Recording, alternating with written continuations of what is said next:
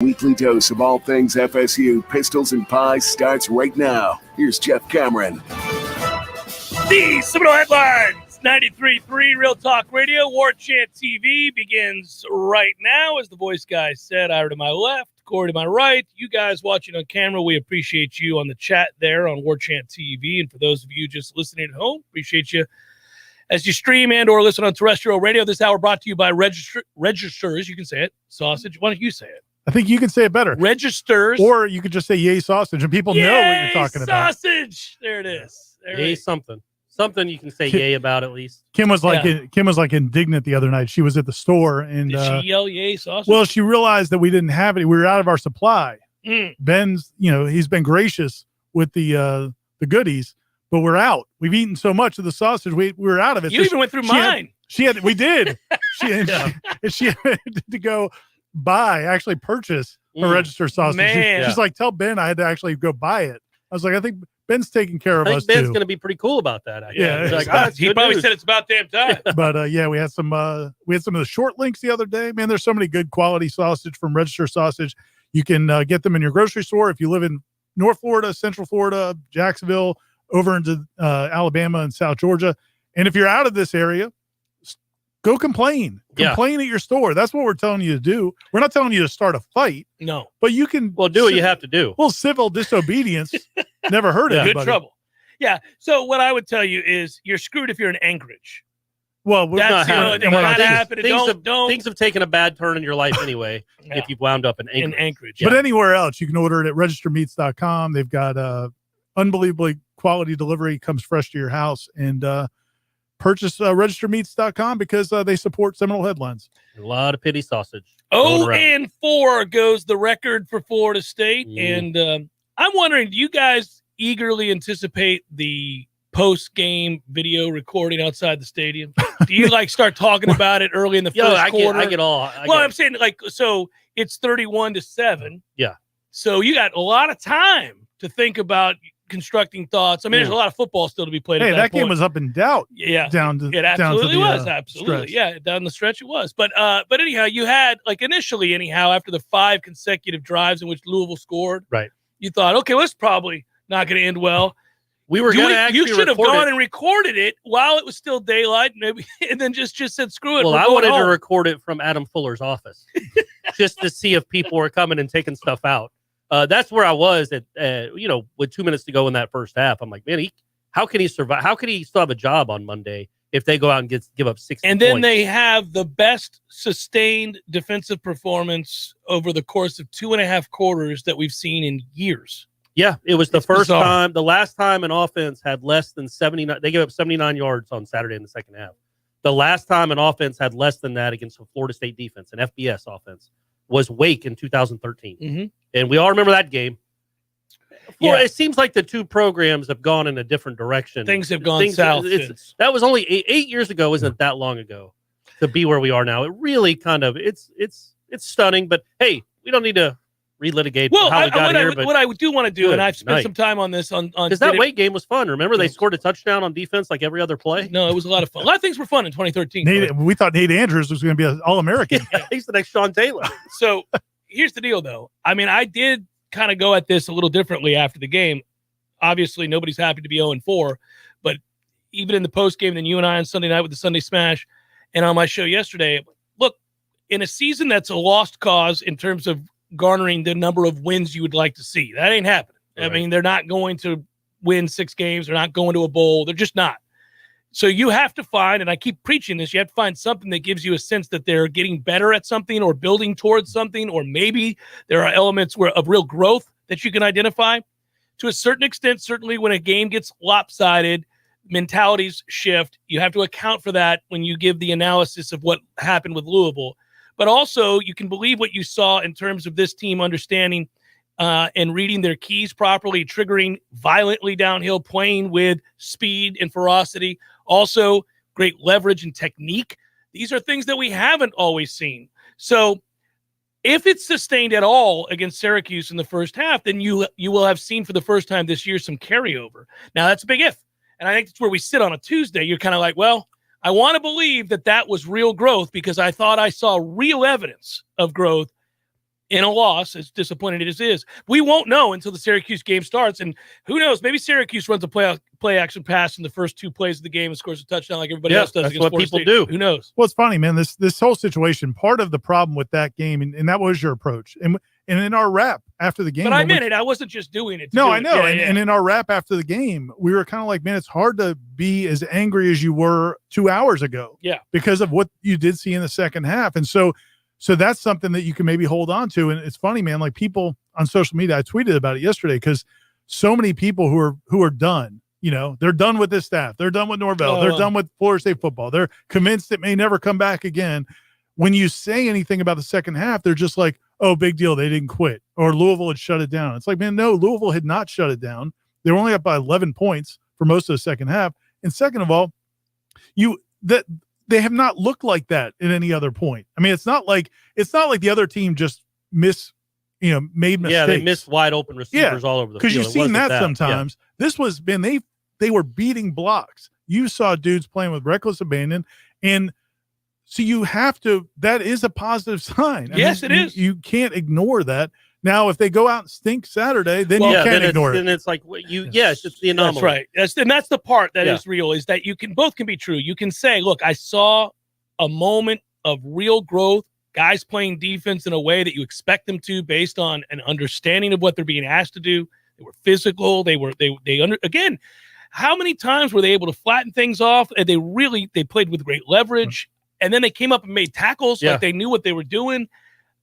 I don't doubt that to some degree Louisville's mindset shifted, but Florida State also played a lot better. That's true. Now, if it's not sustained, well, then you have a real problem if you're Adam Fuller, because then you cannot simply get your team to, for any prolonged period of time, certainly not to start games, ever come out and do anything that you're asking of him. Well, isn't that the problem? Like, now you've seen it. Like because we've been now you've seen it, right? Everybody's been making the argument that they don't have talent. It's like, well, you see that. And it's like, dude, if you guys can do that, then why the hell aren't you doing that? Yeah, I mean, look, man.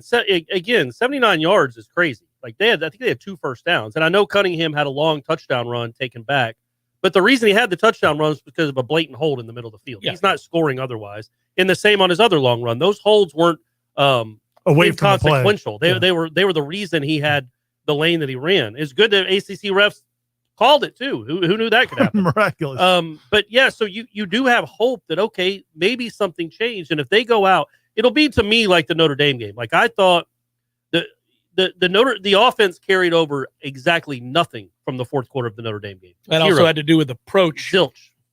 They didn't carry over anything. Yeah. And so I could understand fans hearing, like, let's see what they look like this week. If they go out and lay an egg against Syracuse in the first half and give up 28 points, that's a wrap for Fuller, probably. I think it is. I think it is. I think we have now seen what the potential is, and that wasn't it didn't seem fluky. It was 8 straight drives where Louisville did jack squat, and Louisville's a decent offense. They're not terrible. They won't have another second half this year where they have 79 yards. They were dominated. So if you can dominate for a half and then come out against a worse offense in the 7 days later, and look like you give up another 3-4 touchdowns, look like you haven't prepared, look like you're not coached, and wait till halftime to turn it on again. No, man, that's a wrap. Well, you just won't ever believe doing this. Yeah, you won't ever believe. You won't ever believe that it's real. No, and for good reason. You'll have had ample evidence not to believe that it could be sustained. There are other things about the team that remain true and will for each and every single game you watch this year, and that is the disappointing part. And that is that they really don't have a quarterback on this roster. They don't have one that can play with any degree of consistency. Certainly, they don't have one that we've seen. Jordan can't stay healthy, and that I think now we know, right? Like, I mean, I think we kind of knew. But you go into this season thinking, okay, well, maybe last year was just a bunch of bad luck. But again, what are we 70 snaps into his season, and he's out again? You just can't depend on him going into next year. And now you see he's hurt with the knee and shoulder. Mm-hmm. And so you can't believe that. I mean, he's got that big knee brace on. So my point being, like, you go into next year, like Jordan Travis will probably still be on the roster. Mackenzie Milton won't be here, but Travis will still be on the roster. But you can't think, okay, this is the guy we can hitch our wagon to. So you either hope that AJ Duffy comes in as a true freshman is awesome. The transfer portal is good to you. Or Chubba Purdy is the guy they thought he was when they recruited him. And the only way I think you can find that out is to play him. But I wouldn't play him this Saturday because you want to win this game. Because you can actually win this game. Yeah. Does that make sense? I know. Yeah, it does make sense. I think if you can get him some reps, I would too. Especially the last 6 games of the year. Like a couple of those, you're losing. It doesn't matter how well you play. Get him some reps, real game reps. Because if you go back to the second half of that NC State game, it's a pretty well quarterback game. It was only half he played really all year that was any good. But he was pretty good in that second half. I'd like to see him get some action possibly this game just because I think that maybe when you get out to a 31-0 lead. Yeah, but not in the same situation. You can pull your starters.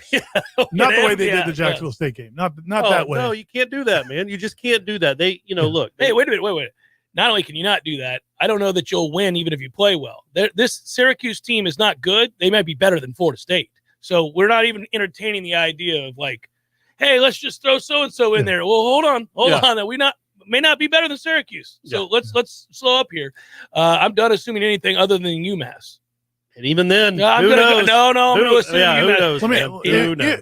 Let me throw this out. And again, I'm not saying this is going to happen, but if Maurice Smith comes back, and it seems like it's getting closer, but if he comes back, and if Robert Scott gets healthier, he's still obviously not healthy. No. And I don't know if that's something he is going to be. I don't know. Maybe that's something you deal with all year. Well, that's problematic because he got whooped in this game. I mean, I've seen it twice, and there are some moments that are not pretty. I know he's trying to give it a go. I'm not dogging the kid, and I know they put him out there at right tackle because they were trying to hide him a little bit, but man, that wasn't pretty. But if the offensive line plays better, I do think McKenzie, and as limited as he is, I think they're getting a better feel for what he can do. One of the things I'd like to see them do if they can, we talked about it a little bit on Sunday, and I asked Kenny about it yesterday, was just trying to get a little more tempo going because that's what he did. That's what he got to win first down in order for that to work. But it's also how the run game works, by the way. That inside zone, that all happens if you don't lose yardage on first down and you don't have a nightmare on first down. Other team can't get set and you're able to go at pace. And part of that's on him because he took some sacks on. I'm pretty sure he took sacks on first downs. He didn't play well. The sad part, honestly, with him is you can see the mind still works. Like his pre-snap, he understands it. Mm-hmm. He just physically can't do certain things, and then they're not very good to begin with. So there are other things that aren't going to work, even if he sees it. I'm going to throw out a hypothetical to you guys. If this was the 2018 McKenzie Milton that had just transferred to Florida State, what would their record be? Because I think they're 3-1. It could be 4-0, but definitely 3-1. It's 3-1. Could be 4-0. Yeah, well, and I also doubt they would have 6 turnovers against Wake, so they could have well been. So does that give you hope, or does that make you a little more depressed? Like, no, I mean it's not the like reality remember of the situation. What Bowden said after the 09 Florida game. Like, look, you take away Tebow and Hart Percy and give them to us. Yeah. And now look, if Tebow and Harvin, he was incorrect on that, by the way. But if Tebow and Harvin, 2 of the best college football players of all time, would have helped. Had been on Florida State, they'd probably win 8 or 9 games that year, not just 7. But I do think I just think the program is gotten better. The team is better than it was last year to the point where if you had a good quarterback, just a good one, not 18 McKenzie Milton great, just a good one, EJ Manuel 2012. I think they're 3-1 or 4-0. But I mean, then people hear that and say, "Oh, all they need is a first-round quarterback." Maybe just a better quarterback. I mean, that's good quarterback. The reason we thought, and I didn't, none of us thought they were going to be an 8 or 9 or 10 win team. But the reason we thought they'd be a 6-win team and maybe a 7-win team is we thought the quarterback play was going to be much better than it's been. Where's James Blackman? Where's Jay Black? Get him back here, man. What hurts too is yes, the quarterback play is bad. And then they have also, unfortunately, and this seems to happen when you're in a bad cycle, they've had injuries at the one position you can't have injuries. Right. I mean, they didn't even have a good offensive line to begin with.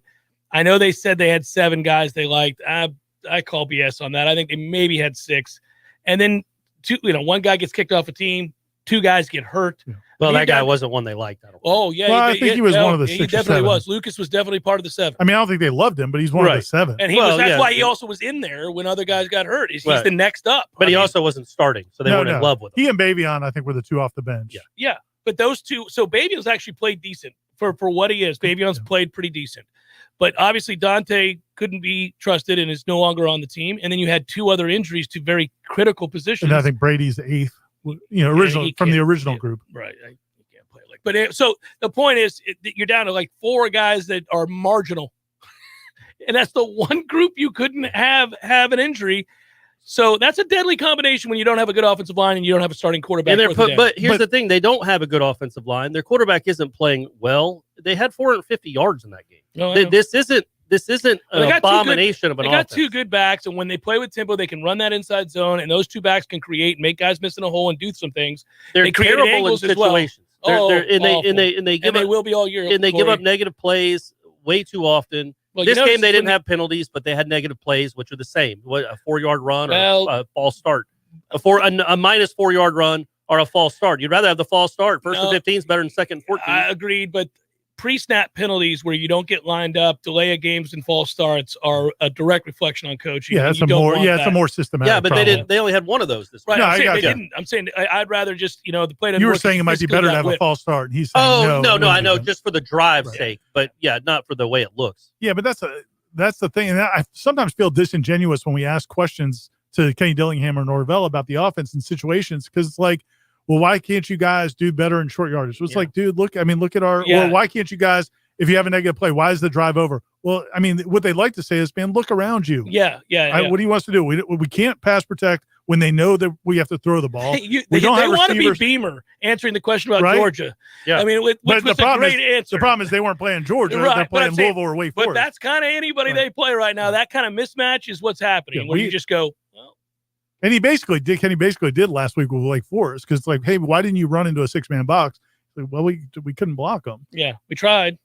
So tried a few times. So it's a tough situation. So we understand that. But at the same point, and that's what, I think where they've really hurt themselves is some of the critical decisions they make that have been poor.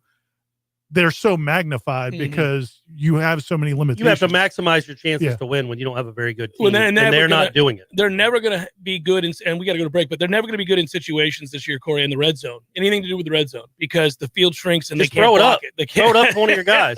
Go get it. They'll go get it, right? You either have to be able to move people up front, which they can't do, or you got to win one-on-ones. Yeah, they can't do that either. And by the way, they don't. And in the red zone, it's critical to have a tight end. They have 11 on the roster. Now listen. They have 11 on the roster. Well, they better find out if Jackson West can play starting now, because 4 is struggling. Jordan Wilson doesn't need to be out there ever again. If you go back and watch that game play for play, holy jeez, he's terrible. Terrible. Like, I can't. Look, man, he's trying hard. I'm sure he's a wonderful human being. Can't play a lick. Well, he doesn't catch well. He doesn't block anybody. That was Jeff Cameron Jordan, by the way. I mean, listen, I don't know if you've seen Jordan lately, Jeff. Hey, man, he's massive and he could kill me. It doesn't matter. You're here to play football, baby. Do something. That's terrible. Okay, well, I've made my point. It is Seminole Headlines, 93.3 Real Talk Radio, Warchant TV. $1,000. Why? Because money talks. Listen out for the keyword before the news at 8 a.m., noon, and 2 each and every weekday. Then enter that keyword at realtalk93.com. Just look for the Real Talk Money Megaphone. Find out more about this national contest at realtalk93.com. Money talks. Everything else can take a walk. Money, I just can't get enough. Barry knows cool, he's keeping you comfortable. Barry knows cool, you can put him to the test. Your home has been a place of great comfort. We can help you keep it that way. Barno Heating and Air is helping you get ready for summer with $1,500 off select new units, 0% financing for qualified buyers, plus worry-free maintenance plans. Learn more or schedule online at baranoac.com. Turn to the experts at Carrier and Barno Heating and Air today. For license CAC 1816186. T-Spark Enterprises, roofing and construction services. T-Spark, TSparkConstruction.com. Do you know what the worst feeling in the world is? Being left on hold from a customer service line for hours upon hours and never receiving the answer to your question. I'm Travis Sparkman, owner of T-Spark Enterprises. When I started this company, I wanted to place communication and customer service at the utmost importance. When you start a project with us, we answer the phone, get there on time, get the job done right, and keep you informed throughout the entire process. You might even find yourself becoming friends with us along the way. If you're looking for the most attentive contractors in the business for your next construction project, let's talk. T-Spark Enterprises, roofing and construction services. T-Spark, TSparkConstruction.com. License number CCC 1331204. Welcome to Tallulah Talk After Hours, your home for all things CBD. Tonight, we're talking about the benefits of CBD personal lubricants, CBD massage oils, romantic CBD scented candles, chocolates, and even CBD bath bombs. Did you know CBD lubricants can lead to increased sensitivity, resulting in longer and stronger experiences? What's left to talk about? Get yours today at Tallulah CBD on Market Street and now open in Betterman Crossings. Thanks for listening to Tallulah Talk After Hours. If you're worried about your hard-earned dollars becoming worthless or your 401k or IRA losing value, now is the time to move into gold. No, not gold or silver stocks, but real gold and silver you can actually hold in your hands. How do you get real gold and silver? By calling Oxford Gold today at 833-600-GOLD. The Oxford Gold Group will teach you everything you need to know about owning real gold and silver. It's a lot easier than you think. Call the Oxford Gold Group right now at 833-600-GOLD to get your free gold and silver investment guide. Put your savings and retirement accounts into something real, like gold and silver. Get your free Oxford Gold Group investment guide today and learn how easy it is to have real gold and silver delivered to your home or how you can have real gold and silver in your retirement account. Don't sit back and watch your savings and retirement account suffer. Now is the time to make your money work as hard for you as you did for your money. So do this. Call the Oxford Gold Group right now, today, 833-600-GOLD. That's 833-600-GOLD. Life is stressful. Dinner shouldn't be. That motto is why Register Sausage has been doing business in the Florida Panhandle and Lower Alabama for over 75 years. A proud sponsor of Seminole Headlines, Register Sausage always provides the best Southern smoked sausage to over 140 grocery stores and restaurants throughout the Southeast. Headliners have discovered the Register's difference. You can too. To find a store that carries Registers near you or to buy directly, head to registermeats.com. That's registermeats.com. Register Sausage. Yay, sausage! Seminole Headlines returns now. Head to YouTube and search for Warchant TV today to catch the show live or on demand. Now, here's Jeff Cameron, Ira Schofel, and Corey Clark. Go to warchant.com. You can read the latest on Florida State football and what the coaches had to say. Corey, your question and more importantly, I guess, Mike Norvell's answer. Maybe not more importantly. Yeah, I think the question was such without the question, there's no answer. Yeah. What's funny is how people think like that was this like hard-hitting, tough question. No, it was a really softball. wasn't. It was a beautiful question. You gave him an outlet. Yeah, and genuinely, that's the only thing that any Florida State fan should be worried about over the next 2 months is what are you doing with this recruiting class, man? Because we see the team. So you basically asked it, and I like that you said not to belabor the point, like because it's all negative right now. How can it not be? That's 0-4. What happened was I'd asked the recruits question, and I might have fumbled it into making it more of a general question about the state of the program. And so all he did was talk about the state of the program and the players on the team. And I genuinely wanted to know, what are you telling recruits? Messaging, yeah. So after his 2-minute answer there, I got the mic back and asked, that's why I said sorry to belabor it, but yeah, what are you telling the recruits? What are you telling them? Well, and so, and it seems like it occurred to him as he began to answer it exactly what an opportunity it was. That's what I was saying. He wasn't mad. People think he was pissed at you. He wasn't. No, I don't think mad so. at all. He just, he should kind say of, thank you, and he knows better than get the pissed that's at true. me. Good point. Thank whoever that is. Good point. Ira, thank whoever that is. We've got a couple so far. I don't know who that is. I can't see all the way over. Sky Ninja FSU. Good job, Sky Ninja. We appreciate you. Yeah, I mean, obviously Mike doesn't want any part of this. He's not going to bow up. But like, but it was like he was like he talked himself into like he realized. Yes. And I was the face of the outside noise that's criticizing the program. I became that face. Well, but here's the important part about the diatribe is that there's a nice balance of understanding that it's perfectly reasonable for the fan base to acknowledge we suck. Yes. And it's perfectly reasonable to understand how at 31-7, they might be pissed off. Yeah, they might leave. Yeah. And so he didn't do the thing that some coaches make the mistake of doing, which is you're either with us or against us. Well, the frustrations you let out on the fans and the outside people. No, he knows the deal, man. They're 0-4. He knows that's garbage. And he also knows that they should not have get it together. Hey, man, he also knows how it's powerful the soda. are these mics? It's the soda, man. You got to get it together. Why don't you push your mute button? Yeah, exactly. It's also that he knows they should have never lost to Jacksonville State. So he can't avoid the fact that they made some colossal mistakes, missteps.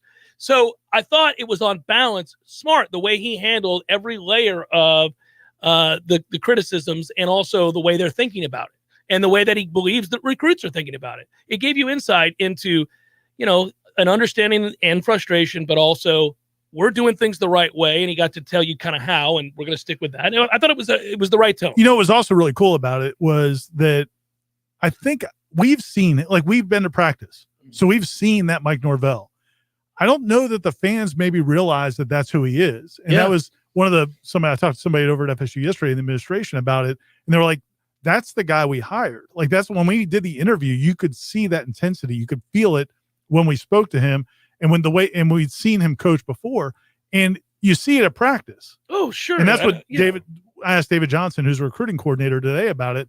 Like how important do you think that would be for recruits to see that? And he goes, well, that's who he is every day. That's how he talks to those guys. But it was good for the fans to see it. Yeah. Because I brought this up on Wake Up Warchant. Like Florida State fans have now been through the last year of Jimbo, where he was checked out, 2 years of Willie.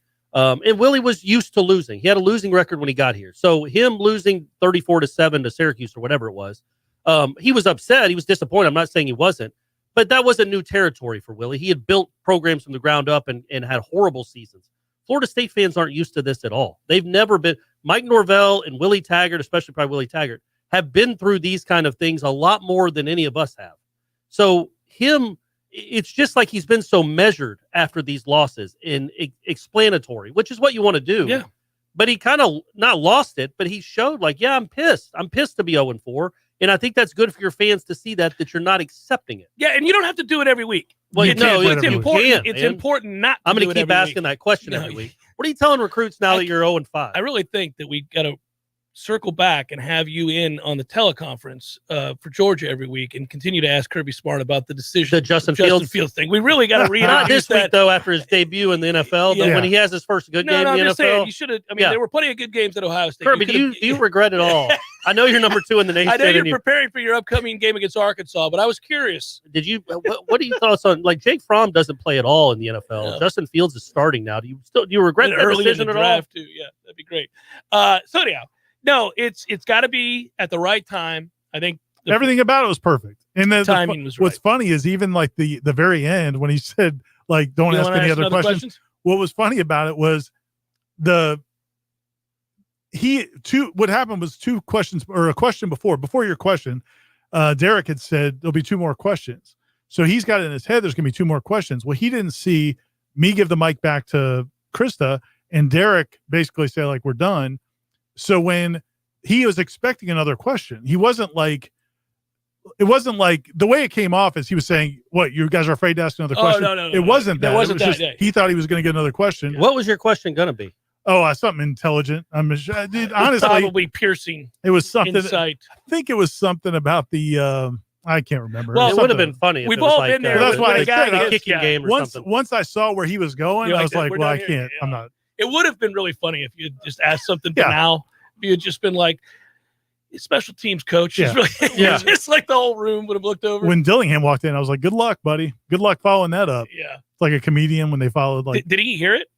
I don't know. It's a good question. Sometimes I think they're back there watching it, but I don't know, because sometimes they'll say like, "Oh, like Coach said," but I don't know if they'll reference it. Seminole Headlines, 93.3 Real Talk Radio, Warchant TV continues in a moment.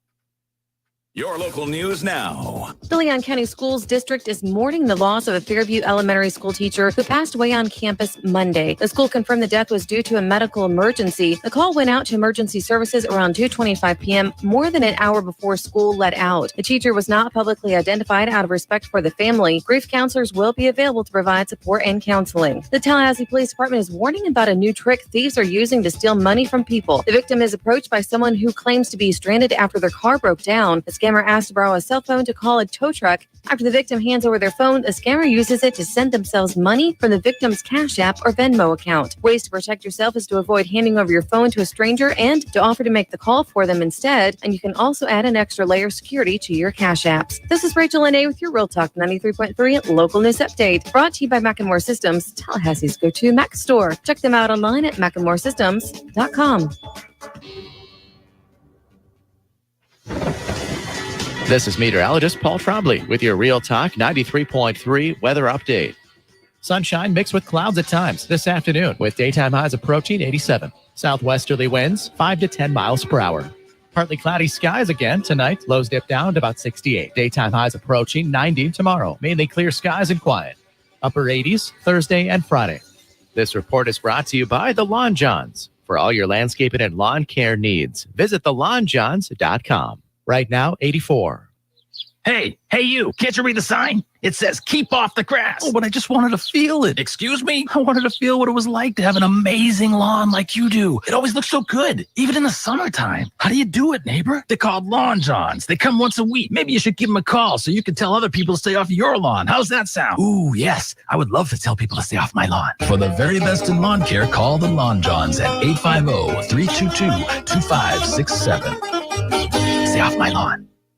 Life is stressful. Dinner shouldn't be. That motto is why Register Sausage has been doing business in the Florida Panhandle and Lower Alabama for over 75 years. A proud sponsor of Seminole Headlines, Register Sausage always provides the best Southern smoked sausage to over 140 grocery stores and restaurants throughout the Southeast. Headliners have discovered the Register's difference. You can too. To find a store that carries Registers near you or to buy directly, head to registermeats.com. That's registermeats.com.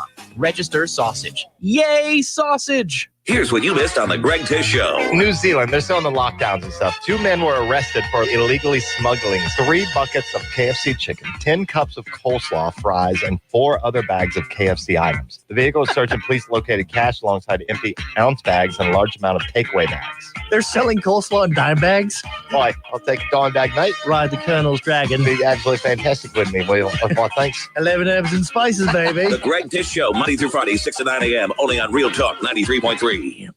Seminole Headlines is brought to you by Register Sausage, serving the Florida Panhandle and Lower Alabama for over 75 years. To find a store near you or to buy directly from Registers, head to registermeats.com. That's registermeats.com.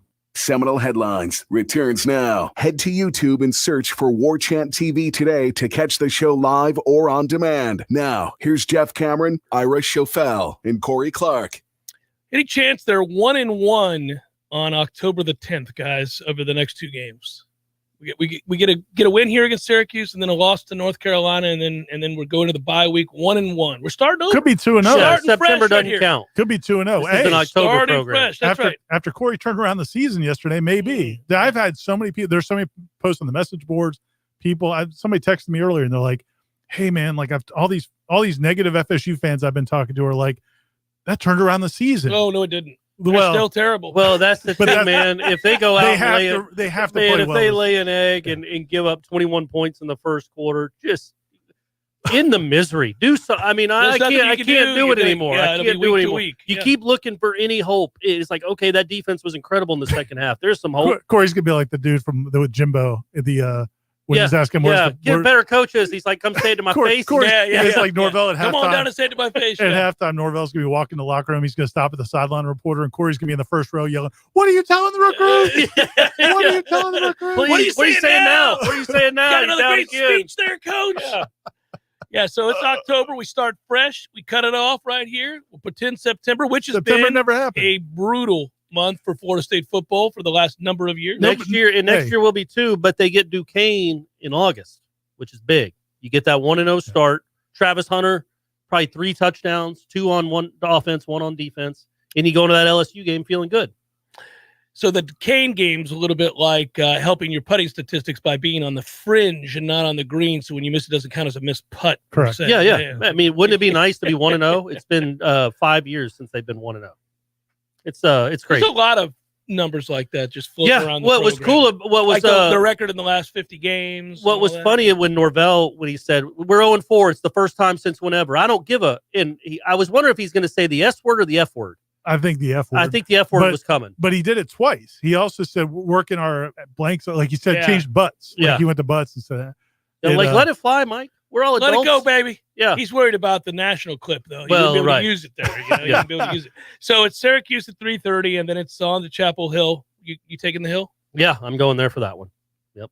Pretty fired up about it. Oh yeah. I was trying to remember if I went to the last time they played was the Ponder to Rod Owens game. I was there for that one. And I can't remember. Was I there? Do you remember? I don't know, man. I love that we've been covering tabs on you. Everything's a blur. Steve Ellis was there, R.I.P. And I broke the bridge in my mouth.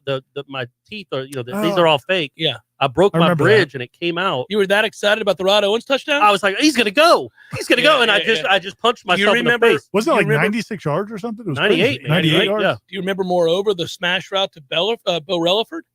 That throw is an incredible throw. I think Ortson had a couple big catches. All the names from the past that remember, all the greats. That throw is a great throw, though. That's like one of the underrated throws. I remember saying at the time, because he's on the wide side of the field, and he has to throw all the way across, and it's just perfectly in rhythm.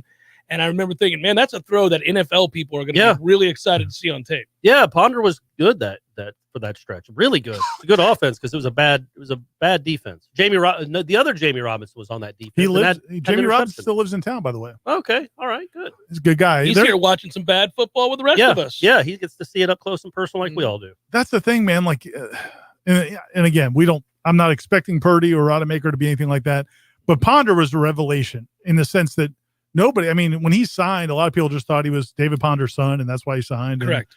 And he was a nice player, but nothing. Jimbo walked in and said, "You got the wrong quarterback starting." Exactly. I mean, it was one of the first things he ever said to me. He was buried on the depth chart. Yeah. So you see stuff like that happen. So could it ever happen? I like it. Throw it out there. Could it happen? Might there be a superstar waiting in the wings? But I think that's why, like, from a fan standpoint, you're like, okay, we've seen this. Can we try something else? Can we roll something else out there? The difference is, and taking this seriously, is that Jimbo, of course, had to play a different role then at that point. He comes in just basically to kind of fix the offense, right? He's the OC later on. He's the head coach in waiting, and he can look at a roster and be like, well, they're doing the wrong things here. I think Mike has correctly evaluated the quarterback position here. Yeah, no, I do. I don't think he's like. I don't think it's this gross oversight that there's some guy like Tate Rodemaker waiting to be a star. I guess they're just not playing him. No, I got you. I guess my question is, couldn't you figure out something to do with Chuba Purdy's skill set? Like that's the, and I guess this is where I just I have an infantile understanding of college football, but I just feel like you could figure out something if somebody's got some talents, like his running ability, his athleticism. It seems like you could figure out something like what they did with Jordan last year. Yeah, but even that wasn't a. I'm not saying it's a good solution. I'm just saying I don't know that what they're doing now is going to get a whole lot better. Well, the proof is there. It's not. So not with this guy in his current form. He's just not. Well, but also that offensive line. But when you don't have a great offensive line, maybe a guy that can avoid some sacks and get some first downs with his legs helps the offense. You don't depend on Corbin busting off big runs or the right arm of a guy that's not very good anymore, but for health reasons. Well, I know, but you're the one who just said don't sit him for Syracuse. No, because you worry. I don't think Milton's going to have. I know he had the game against Wake. I thought those were anomalies. I don't think Milton's going to have a 4-turnover game. He's not going to lose you a game by throwing 2 pick sixes. You worry about that with a kid that hasn't played this season. Yeah, no, my point is I don't think that they're sitting on some superstar waiting to be and improperly holding him back from starting. I do think that your best option right now is a very limited Mackenzie Milton because of what he understands about what he's looking at pre-snap. You just have to stay ahead of the chains. When they get behind and teams can get set, you can't run anything. I don't care who's playing quarterback. If you get to second 13 or if Robert Scott has a false start, you just bring in Chuba Purdy on first down and 15 because Milton ain't getting it done on first and 15. I just think if you listen to what we're saying out loud, it really does properly highlight just how desperate their situation is. I mean, you would have to do this Mickey Mouse just running around. Okay, it's 3rd and 7. Is that Chuba? Chuba's 3rd and 5 or less. You're in a situation where I understand what you're saying. Like, I think if you're going to start to play him, you're going to make a decision moving forward. Okay, the season's a wash. I mean, because you're not, the beginning of the season, their goal was to win 6-7 games. Right, and they're not. That's gone now. No. So now, to me, the focus needs to be a little bit more on 2022. But you would get him ready during the bye week. You would say, let's get him to the bye week. Let's get him prepared to play. Hey, everybody, here's UMass. Let him play against UMass. He beats UMass's ass. Then he gets the fun against Clemson. Mm-hmm. But that might be a Milton game. No, I don't want to spoil Chuba's confidence. I think once you make the decision, if you say, all right, now listen, they could expedite this process. Lose to Syracuse. All bets are off at that point. You might as well start Chuba the rest of the year. A, to find out if he can play even a lick. B, maybe to show A.J. Duffy that he can't. Whatever at that point. Because it doesn't do you any good anymore to continue to roll out there with McKenzie. If he loses to Syracuse in this game, what are we doing? Right. One thing I liked that Kenny Dillingham said yesterday was, and I get it, man. Like, because I understand. We've talked about the offensive line. We understand the issues there, and so the idea that just because Jason Corbin and Trayshawn Ward are really good, that you can just run them a million times doesn't make sense. But I thought he was like, look, well, we got to figure it out, and we can't just let numbers dictate that we're going to not run the ball. we're not going to go to an RPO and throw it outside. If those guys are our best guys and we need to give them the ball, even if the numbers don't dictate it. So I like that at least they're willing to adjust that approach. Yeah, build around the two players that are pretty good to well above average. They're very good, man. Yeah, they're good, very good running backs. Sean gone backfield. Yeah, they are. I mean, I think they're. Yeah, I'm saying they're not Dalvin Cook, no, but they're not very good. They're not game changers, but they're good players. They are legitimately good players. I agree with you. So you well, don't as really bad have. as you say this offensive line is, for somebody to be averaging 9 yards a carry, must mean he's the next Barry Sanders. Well, what I would tell you is that when you go back and look at either one of his plays or Corbin's big plays, No, I was talking about Corbin. You talking about Corbin? Yeah, he's averaging 9 a carry. Okay, so he's averaged 9 a carry, and he's got an 89. How long was the run against Notre Dame? 89 and a 75. Okay, so now go ahead. Those are 2 plays. Now do the average without those 2 No, plays. it's still 6. What I'm saying, no. I'm telling you, it's like this last game. He had 11 carries for 159 yards. 75 was on 1 play. That's still 10 for 80. Oh, no. He was effective. I think he's a good player. I'm just saying it's a misnomer to say, well, you got a guy sitting there averaging 9 yards Well, a carry. of Why course, don't you if give him you- the ball if you more? gave- I mean, come on. He's not going to continue to – that's not – No, you have obviously two not. huge plays. Obviously But he's popping three runs a game.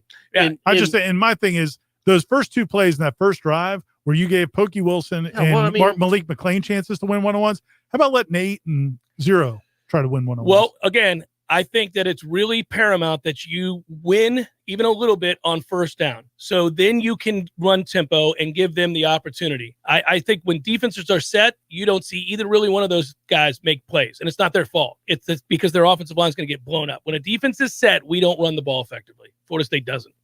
They don't. And we can go back and look at all these. When a defense is set and they're not on their heels and we're not playing tempo and we have one first, they don't get yardage. It's crazy. Now, some of that in the Notre Dame game when they played back, we got a ton of yards and we were willing to take it. Florida State was willing to take it. But you watch, like, it's brutal. But one of the reasons that they're calling those guys can make plays. They can make people miss. Yeah, nobody else on the team seems to. We're be in able to do agreement on that.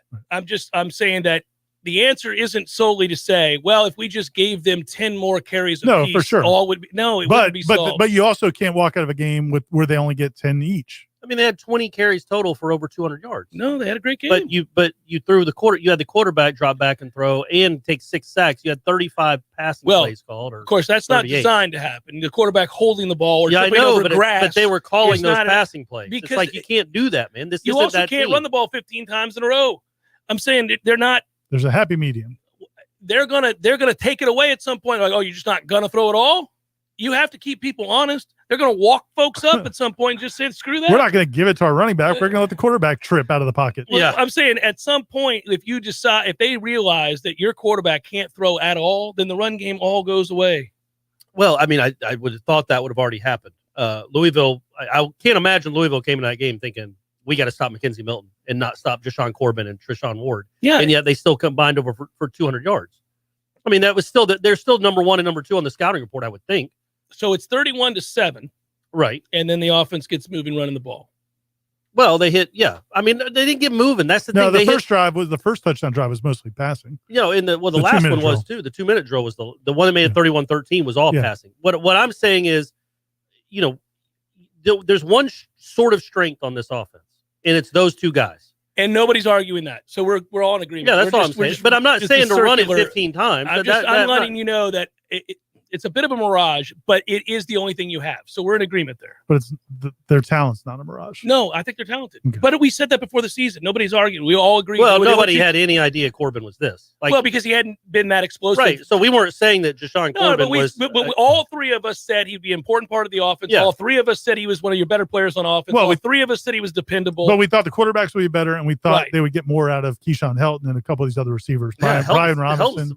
Barely, he just back there to let punch drop over his head. Which is another thing. They can't lose the hidden yardage in special teams on the regular. They're not even that hidden. When they rep it, they're right there for everybody to see. And they rep the hell out of it. Like, yeah. Nobody reps special teams more than Florida State. That's that one, we can't blame him for that one. I'll give the coaches credit again for fessing up. Because when they lined up for the punt, we were looking at each other like, why is Helton only 35 yards downfield? And they said that guy's. He started out 44. He had a couple of bad punts, which I don't remember because they didn't punt much. But he had a couple of bad punts, and they moved him up to be 37 yards. Hell, he didn't punt at all. What punts were they talking about? Might have had they one were right 8 before of the 9 half. on third down in the first half. Yeah, So I don't remember how many punts they had before the one landed over. He in warm-ups. He was lined up like he thought one of us was punting. Yeah. And then the ball goes 15 yards. And I mean, the guy didn't hit it. It wasn't a Ron Stark 72-yarder no, in the air. It was misplayed by Helton, but it was 50 yards, and then it rolled another 29. Yeah, it was crazy. So you can't let that happen. You're gonna get the ball if you just catch that ball and run forward and fall down. You get the ball at the 33. I'm just saying it wasn't his fault. No, it definitely wasn't. It was they told him to scoot up, and you don't want him making a Willie Mays catch over. That's going to hit off his helmet and bounce back. Who knows? So he did the right thing once he couldn't catch it. But why? It was weird. You should never be 37 yards from the line of scrimmage in 2021. He also took a step forward when it came off his foot. That was another thing. I'm like, what are we looking at? It's like a center fielder who misreads it off the bat. You're like, whoa, no, dude, that's to the fence. Yeah, I need you to turn and go. Yeah. Seminole Headlines, 93.3 Real Talk Radio, Warchant TV. It's Greg Tish. It's summertime. It's grilling time. But with a grill that just won't light, you're just going to end up with the summertime blues. Yeah, blues and barbecue go hand in hand. But if you get a custom outdoor kitchen built from Hearth and Patio, you'll feel like a rock star every time those flames kick on. They also sell a full line of incredible high-end grills like Fire Magic, Blaze, and Broil Master, all designed to deliver the ultimate in beauty, performance, and durability. Everything you need to elevate your grilling experience can be found at Hearth and Patio. In fact, anything related to fire can be found at Hearth and Patio. Fire pits, gas lighting, indoor and outdoor fireplaces, wood stoves, and even custom-built pizza ovens. Go see for yourself. Check out their services and products online at hearthpatiotallahassee.com. That's hearthpatiotallahassee.com. Or give them a call, 850-727-4282. That's 850-727-4282. At Hearth and Patio, they keep the home fires burning. Hey, Nole fans, our partner ISF Inc. is a national management and IT consulting firm located right here in Tallahassee, Florida, solving the future for state governments through strategy, process, and technology. As a trusted advisor for state government, including public health and emergency response agencies, our friends at ISF recognize September as National Preparedness Month and want to help you be safe this hurricane season. Visit ISF.com to learn more and download your emergency preparedness plan today. ISF, solving the future. Hey Tallahassee, this is Sarah with Seminole Auto Glass. There's so much more to auto glass than most people know. It's part of the car's structural integrity and one of the few things keeping you in the car in the event of a collision, which is why it's so important who you use. The big insurance company is going to gripe and complain anyway. Don't let them tell you where to go. Go with who you know. Seminole Auto Glass has over 25 years experience. We use the highest quality products from start to finish because we know the importance of what we do. Experience the Seminole difference. We are more than just a glass company. We are your local auto glass experts. Better call Seminole. There's fun to be had every night at the Corner Pocket. Take home prizes on Trivia Tuesdays and Beer Bingo Thursdays. And kickstart your weekend with Martini Fridays. Plus happy hour runs every weekday and game day specials every time the Noles take the field. Watch all the best games at the Corner Pocket's Vegas Wall, featuring 560 inches of flat screen TV heaven. Oh, really? The best food, the best drinks, and the best place to watch all the games. Tallahassee loves the Corner Pocket.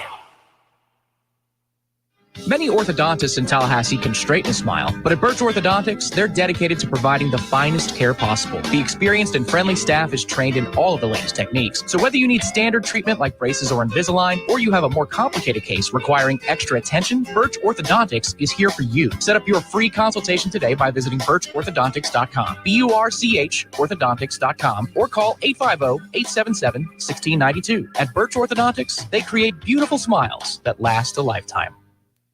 Seminole Headlines returns now. Head to YouTube and search for Warchant TV today to catch the show live or on demand. Now, here's Jeff Cameron, Ira Schofel, and Corey Clark. Good question so far. I went through here getting prepared for the next hour, boys. Ask one. You want to ask one right now? Yeah. All right. So Michael writes, so I'm probably like many Nole fans currently in watching past games to relive glory. Oh, but I got to ask, was Kermit Whitfield's return touchdown in the Natty the last time we had a decent 50-plus yard return?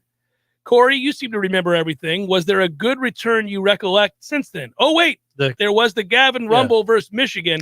Then he wrote, hashtag Jeff thinks all fans are morons. Hashtag I agree. That was there you go. Yeah, that was from Sunday night. That was from Sunday night, yes. That Keith Gavin one, man, is an all-timer. Yeah, because he stops and starts and doesn't know what to do. Well, and he then didn't do a whole lot after that. That's what I'm saying. Grand Never did opening, anything before, grand never closing. did anything after. Yeah. Yeah. I mean, that's a guy that Saban wanted.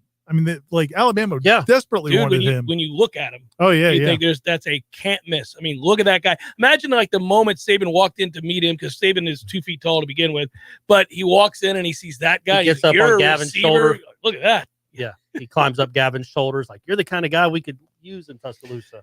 Well, what can you do, man? What can you do? But yeah, we were talking during the break. It's been a minute since they've had. Gavin would be a starter with this rotation. Yeah, he might be their go-to guy. He'd be the guy. Derwin had a long one that was called back. Still got to catch it. Derwin had a long one that was called back. That's the last one that I remember of any true significance of a kick return. And it didn't end up being. Picked a good time to have the one in the national title. Kermit, yeah, that was a big one. Yeah. We were talking during the break about the moment, Mike Norvell's moment yesterday, and maybe how it'll be turned against him if they don't play well this weekend. The other thing that happened last week, a similar situation, was the Greg McElroy appearance at Tallahassee Quarterback Club last week that Corey wrote about. I mean, if they had won Saturday, that would have been a great moment, because that story. For Greg McElroy or for Corey? No, for both, for everyone. For Mike Norvell, for this coaching staff. I mean, Greg McElroy spoke at the Quarterback Club last week and just could not say enough good things about Mike Norvell. He had gone to practice, said he had gone and watched some of the last practices under Jimbo when he was calling games, when he was just starting out. Didn't feel good about where it was going. Didn't like it. Nope. Then came some games when Willie was the head coach. Didn't like it.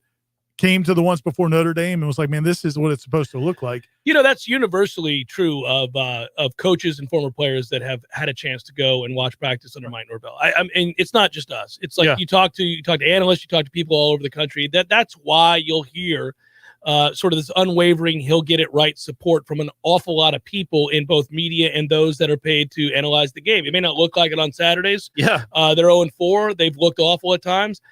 There's no doubt there's frustration, but the reason you hear that kind of commentary is that things are buttoned up and they do look organized, and he has a track record of succeeding. Well, what if Jordan Travis had broken his ankle in August last year? What would their record have been? Because I'm pretty sure they go 0-9. Probably. Maybe 1-8. The one win against Jacksonville State. But no, that was Blackman available against Jacksonville State? I don't remember. But Rodemaker started that game and was terrible. I wonder if Blackman comes off the bench and rallies them. Yeah. So, but he's not beating North Carolina, and then he's not putting up more than 35 against Duke. So they go 1-8 or 0-9 last year. They may not have even pushed to get that Duke game rescheduled. Yeah, you're right. So they were awful last year. Awful. Oh yeah. They that North Carolina game. It's funny. It's one of the great outliers of all time. But it almost like you all. I mean, I guess it wouldn't have. It didn't end up mattering. But they were a 1-8 football team last year at best. 0-9 maybe. Talent wise, what they deserved. I mean, they didn't just lose games. They got annihilated. Oh yeah, they weren't competitive. Yeah. This team, by every measure, other than the W, the big W, other than that, the one you should have had against Jacksonville State is better than last year's team. Sure. It's probably going to finish with a worse record because it still has to play Clemson and Florida. But I hate saying it. I grew up with this program like you guys did. I hate saying this, but they are a better program than they were last year. If you just ignore the pesky win-loss record, a better team. No, but I think you can be objective. Who's the guy you like? Know. The F. Is it Fimrau? What's his name? Fimrau, yeah, you're talking about advanced metric. Yeah. So I looked at his numbers yesterday. Last year, Florida State was like 103rd in 103 defense, 95 in offense. Awful efficiency. This year, they're 66 and 67. Yeah. Still get some. You like that? Good. How do you like that? No, still not good. Yeah. But a measured improvement. Yeah. They are better than I think they're a better team than they were last year. I think they beat the tar out of last year's team, but they're going to finish 2-10. And it's just a matter of can you appreciate the slow build of this program, even if the record is a disaster? Well, the answer for fans is a resounding no. At least the ones that are vocal and or post or whatever. I mean, that answer is no. But I think what's killing him again is the mistakes that we can see. Some of the decisions, the things with the quarterbacks against Jacksonville State. But decidedly less this past week. The fourth down play against Jacksonville State. Mm-hmm. I mean, those things. They're not helping themselves. Exactly. Yeah. So what Corey's saying is accurate, and I do think the program's heading in the right direction, but it's hard to sell that when people have seen things that they can see that are bad. My question yesterday about what you sell. How do you sell this to recruits? You show them the Fimrau, baby. Well, he Show gave, him the he Femral gave an machine. impassioned answer. That was a good answer. Well, he didn't bring up Femral. I think next time you bring up the efficiency I'll numbers. text him later today. Say, hey, here's some You're numbers. 66th in offense. Headliner questions forthcoming. Stay tuned.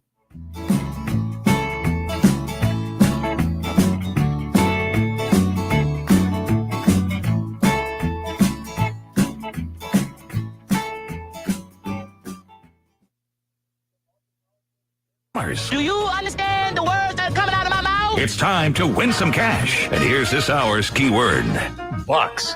B-U-C-K-S. Bucks. Click on the Real Talk Money Megaphone at realtalk93.com to enter the keyword for your chance to win $1,000 in this nationwide contest. Money talks.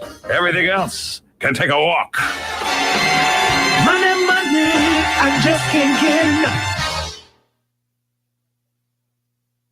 Coming up next, more of the Jeff Cameron Show. Live and local on Real Talk 93.3. WVFT, Gretna, Tallahassee. Breaking news this hour from townhall.com. I'm John Scott. Top generals are contradicting the Biden administration on the Afghanistan withdrawal.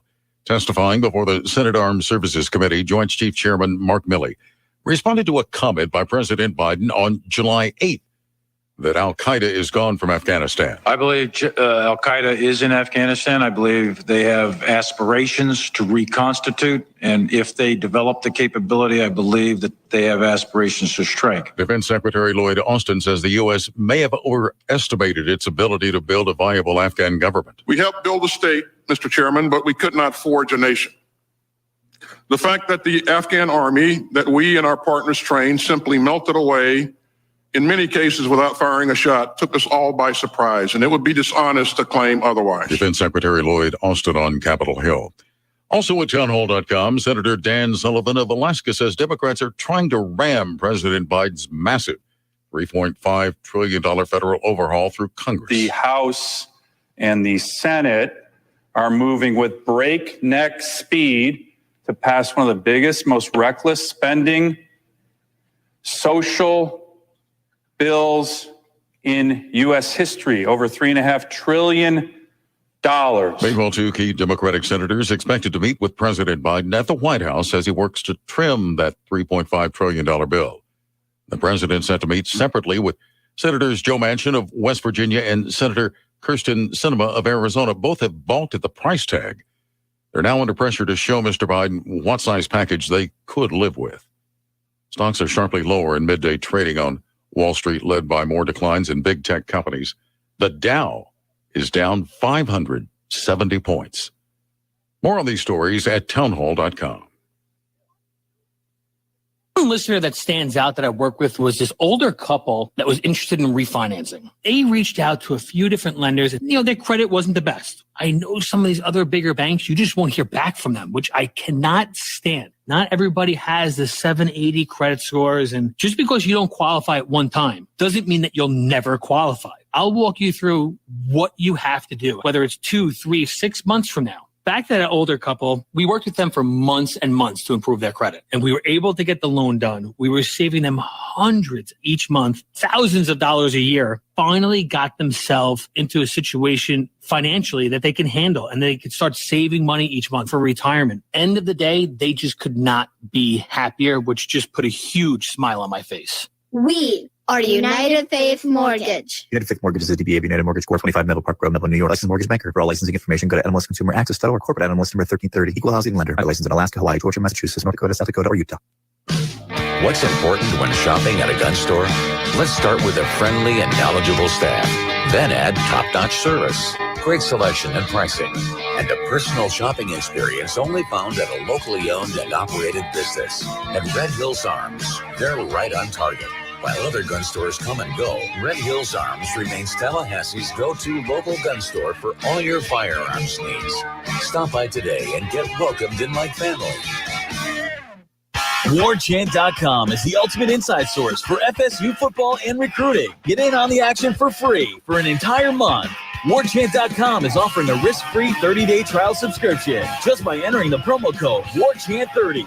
That's WARCHANT30. Get in on the world's most active FSU message boards. Receive breaking news, stories from our award-winning staff, plus get exclusive interviews and videos. Just enter the promo code WARCHANT30. Warchant.com, your ultimate Seminole sports source. Seminole Headlines is brought to you by Register Sausage, serving the Florida Panhandle and Lower Alabama for over 75 years. To find a store near you or to buy directly from Registers, head to registermeats.com. That's registermeats.com. It's time for Seminole Headlines, featuring Warchant.com's Jeff Cameron, managing editor Ira Schofel, and senior writer Corey Clark. Your weekly dose of all things FSU, pistols, and pies starts right now. Here's Jeff Cameron. Hour number 2, Seminole Headlines. Warchant TV, 93.3, Real Talk Radio, and Headliner Questions. This hour brought to you by Birch Orthodontics. Yay, braces. Right guy, orthodontist, Birch Orthodontics. So things are going well. I think, hey, so I have a question. Dr. Birch does such a good job. Her staff does a good job. But I forgot to ask her the other day when we were in there, when Bryce was getting a checkup, how soon he was going to get those braces off. Because she said everything looked good. She was proud of him. She was very happy with him, that he is clearly doing the right things now. There we go, Bryce. Right? I see what you're doing, Bryce. But all 3 of your daughters had the braces, right? So what is the normal time frame? Well, so it depends. Yeah, how jacked up their teeth are. Well, I got you. But also, just how I think every set of teeth is a little bit different. Sure. Every case, and Dr. Birch like is a snowflake, individual or attention. a fingerprint. But he's still got the rubber bands on and all that. I think we're about done with the rubber. Yeah, and I think once it seems like that was late in the process. Graduate from the rubber bands, yeah, it's time that's to ride, late in the process. And then, but I do know, man. Just advise Bryce to not worry. Don't take it one day at a time. He's not bringing it up, but I'm ready. Tired of looking at it. Let's go. But because sometimes I remember a lot of times where they were like, okay, the next time I go, I'm getting them off, and no, it didn't happen. But Dr. Birch will know. Oh, I don't doubt know it. She's not willy-nilly guessing when those braces come off. I mean, I know that there's a plan in place. And if you want some orthodontic care, birchorthodontics.com is the website. You can get a free consultation. They'll sit down, talk to you about your individual situation, and then also set up payment plans. They're just the best in the business. Great customer service. Tell them Headlines sent you, and you get what, 90% off for the next year? No. Yeah. Okay. The last thing, when did we get the music for Seminole Headlines? Like the how long ago the marching? Who is that? Tom? Did Tom pick that up? That's been out there for a long time. T. Lizzie, when did we get the music for Seminole Headlines? He's back. He's working again this week. 5 years ago. Because it's so. I mean, it's cool. It's just like it sounds like we're going to war or something. Well, we kind of are. What we're covering right now. We're beating back the suck. This is hazard pay. Yeah, we're not doing a good job. Yeah, I mean, we're doing a great job. Temporarily for 2 hours a week, we beat back the suck for everybody. Yeah, we're able to say, "Oh, you stay out of here." And that's probably the thing I'm most proud of is this shows free zone. This show's as good as it was in 13. Right. Maybe even better because we're having to bring it more. Yeah, we do. So I mean that to me gives me I swell with a sense of pride. We're on the front lines of this battle with suck. And it's an overwhelming battle. They got us outmanned right now. We're flanked. We're like Sherman. They've got us surrounded. There were some poor choices made. The suck's coming from over there. Yeah, it's everywhere. Yeah. General Custer made some bad decisions back in the day. Not Sherman. I meant Custer. Yeah, Sherman actually. I was going to say, I tried to help you without bringing attention to it. But Custer made some bad choices, and you never want to give up the high ground, but hey, whatever. Listen, somewhere along the way, this administration gave up the high ground, and I did. We're just trying to do the best we can here. That's what you got to do. Mark writes, will the question from Corey go down in history as the single most defining moment that rallied everybody behind Mike Norvell? Was this his Austin 316 moment? It could be his Tebow after the whole. No, you're not going to see a coach any harder than I will. You got to be breathy and ready to cry. Well, he didn't have that going. But unless they lose to Syracuse. Right. And then everybody will make fun of them for that. They'll bring it up. Just please, man. Please beat Syracuse. I'm not asking you to beat Clemson. Just beat Syracuse. Noel Stacy wants to know, is it typical for refs to snack on Skittles during games? I saw somebody on Twitter theorize that maybe he's diabetic, which is I don't know how that works, how they manage their sugar levels during activities. Probably Skittles. Who knows? I would guess. I did like the fact that it was after was it a bad call? It was kind of like a questionable call or non-call. No, it wasn't a non-call. They threw a flag for offensive pass interference. Oh, it was that play. That's and then we're talked out of it. Yeah. And it was offensive pass interference. Yeah, it was definitely a pick play. So how did he get talked out of it? But then he popped some Skittles. The guy went, it's Florida State, man. Screw these guys. Yeah. tired of these guys. What do you mean they're tired? They've been terrible. They're for terrible. years. They haven't won anything. John, we got to stop with this. I Yeah. mean, we've carried this over now for decades. I do think if you're reffing a Florida State game, you stop at the store on the way in and get some snacks. Skittles. Get some Skittles. I mean, Just any snack, you're gonna be in for 4 hours. Like you of get a bad call, football. guys. We're ready to take the field. Where are you? It's like- I'll be right there. Do you need anything? I'm grabbing some punch rounds. I'm at one of these awesome gas stations. I got a punch We get some round. Little Debbie's. Yeah. Could you want anything? You Figured want it was a day game. I felt safe at the gas station. They've got so we could- nerds for free if Wow, you fill up. You know, I'm thinking back I'm not to- going to begrudge somebody that wants to bring snacks to a Florida State Yeah. football It'd be cool game. if it was just saying like a hoagie. He's just sitting there eating a Just hoagie. there, but that is- no, he takes one bite of the turkey sandwich, wraps it back Puts it up, back shoves up. it down into his pants for the next. All right, Preston writes, we all know that Ira loves knitting. When the weight game was a loss, Crocheting, Preston, crocheting. There's a difference. big right? difference. Yeah. big difference. There's real Hooks, not skill, needles. the real Hooks. skill into the crocheting. When the weight game was a lost cause, and when it got to 31-7 on Saturday, did Ira consider breaking out the knitting gear? Crochet, once again, crochet. Also, thank you to Corey for asking the question that's led to Mike Norvell's speech No that is question. going to save the program. Resurgence, the rebirth. Yeah, save the program.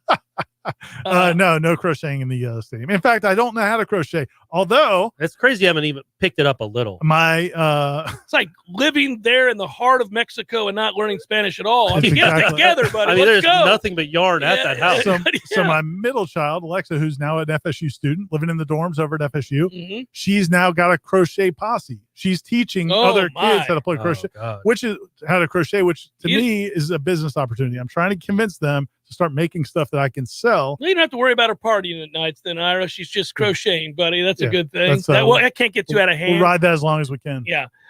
Nikki writes, one thing that still baffles me is how Norvell can have so many analysts in the coaching staff, but they're still analyzing and finding an identity for the players' positions, play calls. What the heck have they been analyzing all this time? What say you all?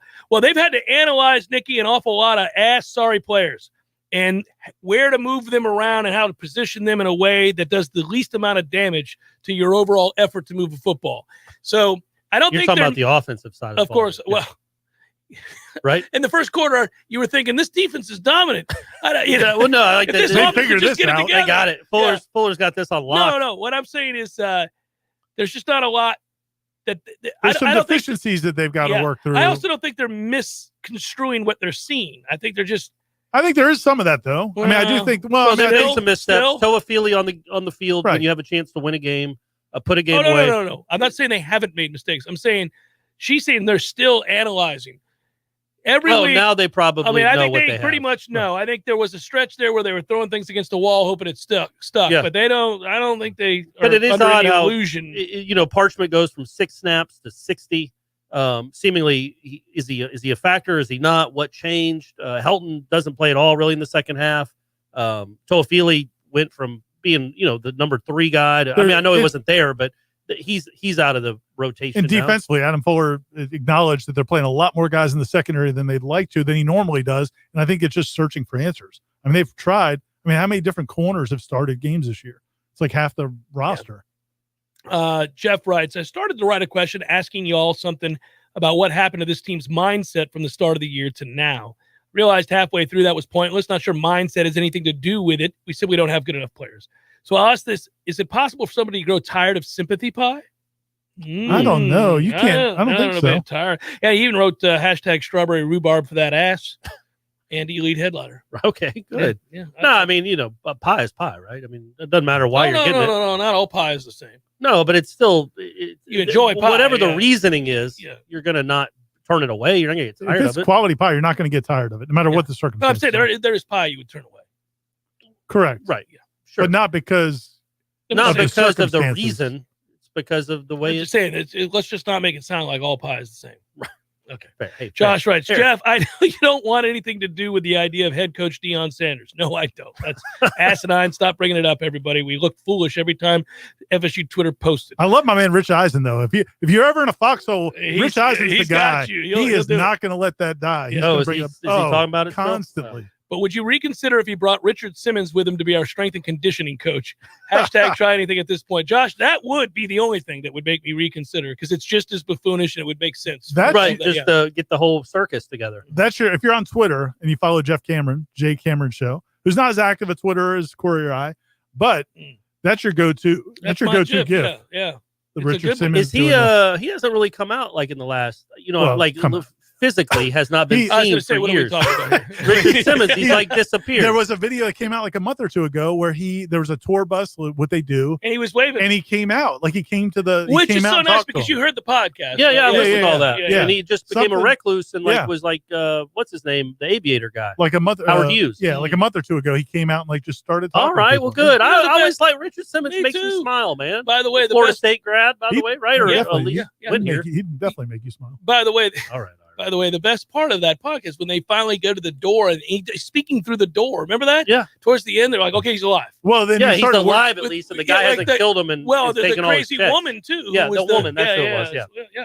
Stephen writes, "Gentlemen, we all know that FSU could use some money. How about selling some of these unbroken rocks from each of the Oh man, what are they doing with the rocks? Dude, you got me. That's the first time. That's really For well people done. that may not remember or know, Steven, that's well done. they one of the traditions that Mike Norvell brought here was they have these stones that they break. I think is it only after wins? After a win, yeah. And you bring the hammer down on it. Man. Yeah. But they may Pile it break up. it. They may break it before every game. No, I think like- it's only after the games after wins. If you get top 70 in FIMRAU's offensive You're breaking efficiency, a stone? you're breaking, We're breaking a rock? Yeah. And they did it this week. So There it is. they're top 70 in both, really, offense and defense. But that made me laugh. He You're did, saving money on stuff. he did go on to say the money would be piling up in a hurry. Got to imagine Jacksonville State fan would pay a couple $100 for a rock slab with their logo on it.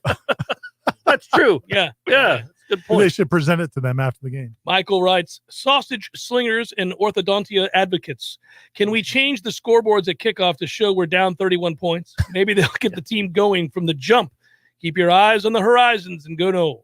So they've trailed in every game, like in the first half. I mean, they were down. They've trailed 20 at the end of every game, too. Am I right, Jeff? They have. Yeah. My point is, they're always playing from behind. Yes. Wake Yes. Forest 24-7. This game 31-7. Other than, well, I guess they were even down against Jacksonville 7-0. State, right? 7-0. But they've been down 18 or more in every other game they played. There's That's a not lot great. of great lyrics and a lot of genres of music that talk about being down for so long. Could have quoted all of them just thinking about how many times we've been down. Yeah, down but not out. It's just great. Well, no, Well, they're pretty out. They're pretty Yeah, out. They're pretty out. More headliner questions forthcoming here on Seminole Headlines, 93.3 Real Talk Radio and Warchant TV.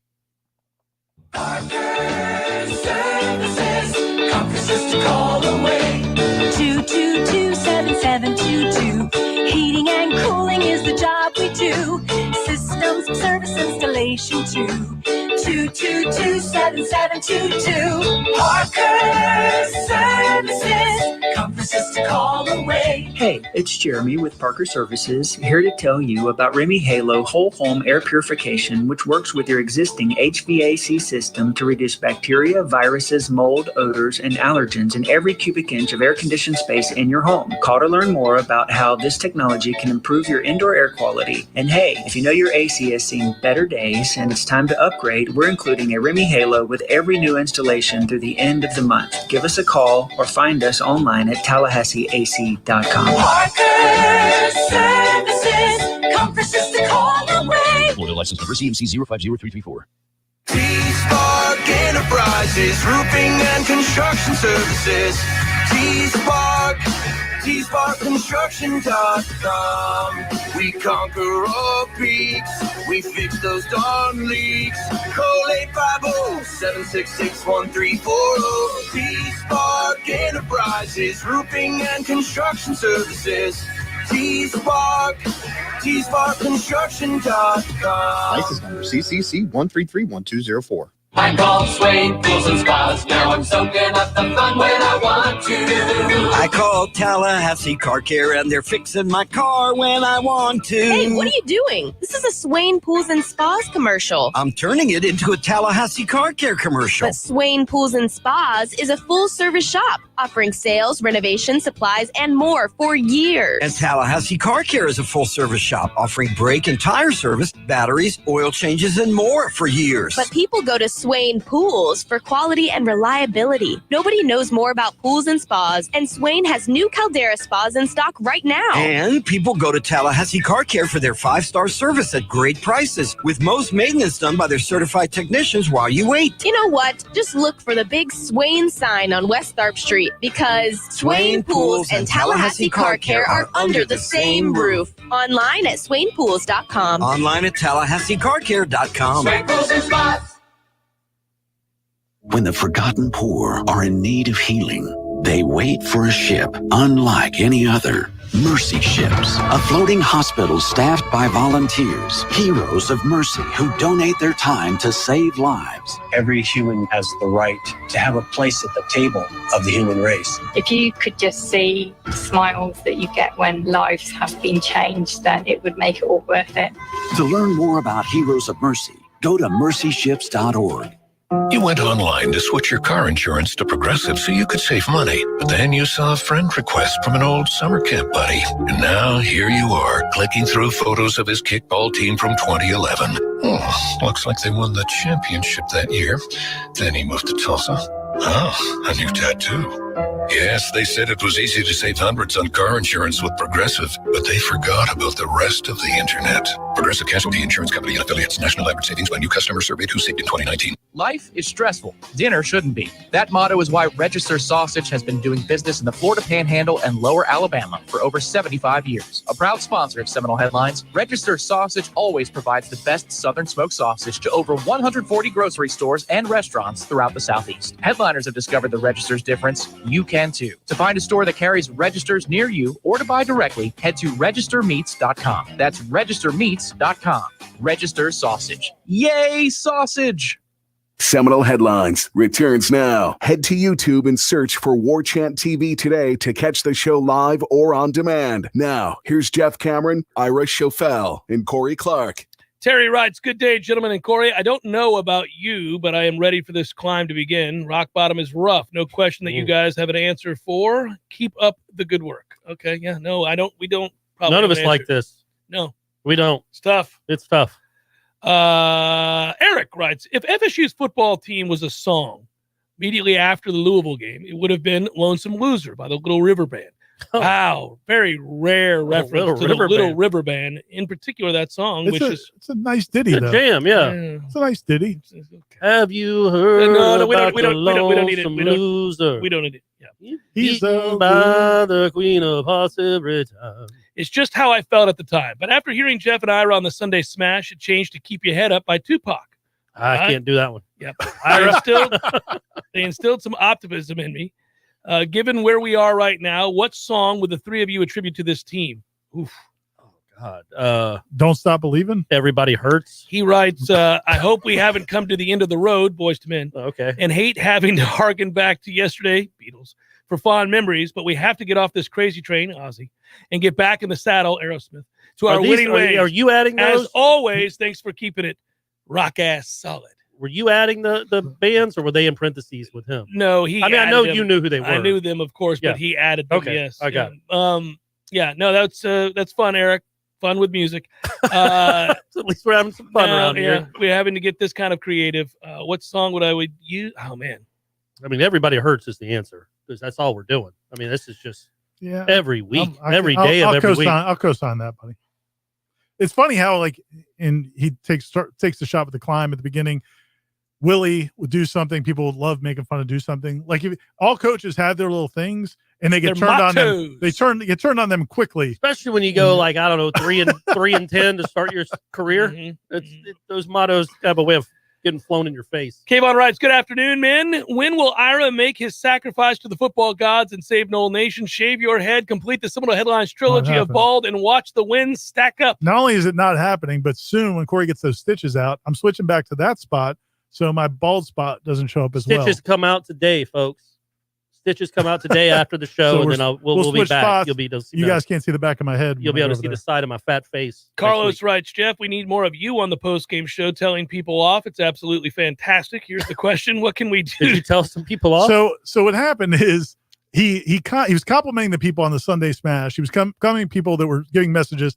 He's like, they're pretty reasoned. He goes, unlike some of the people last night on the post-game call-in show, where he filled in for Tom Lane Yes. with Gene Williams, where he goes, well, there were a bunch of effing morons. Well, look, some man, those people are- didn't love that.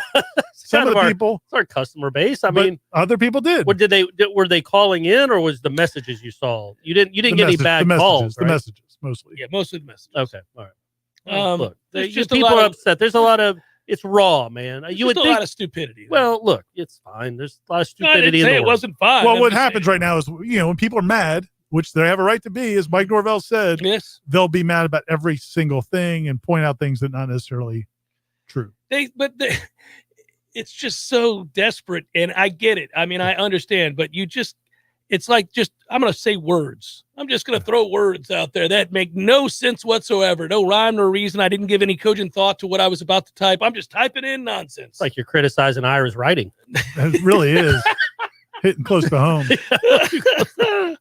Hello, gents. Can any of you please ask Coach Norvell why does he defer to the second half when his defense starts so slow, putting his team down 7 seemingly every game? I love you guys, the show, and the great sponsors. That from Marlon. Thank you, Marlon. Hey, but they're down 31. It doesn't matter. They don't What does score it on the matter when first they get drive, it? yeah. But they did take that second half kickoff and score on the second play, and all of a sudden you're in a game. Right. It's 31-20. You've scored twice in the span of 2 drives. You're right back in the game. Well, and then my point was at that point, it's an 11-point game early in the third, so Louisville did not shut it down.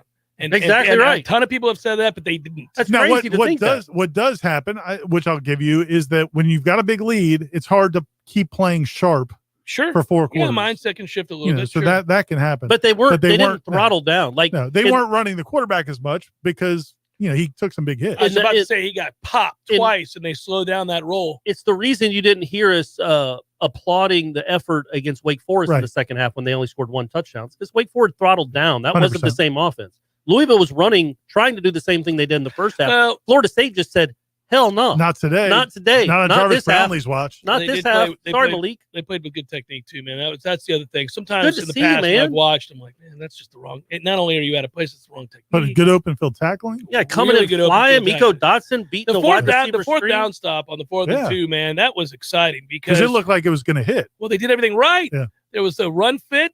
They strung it out.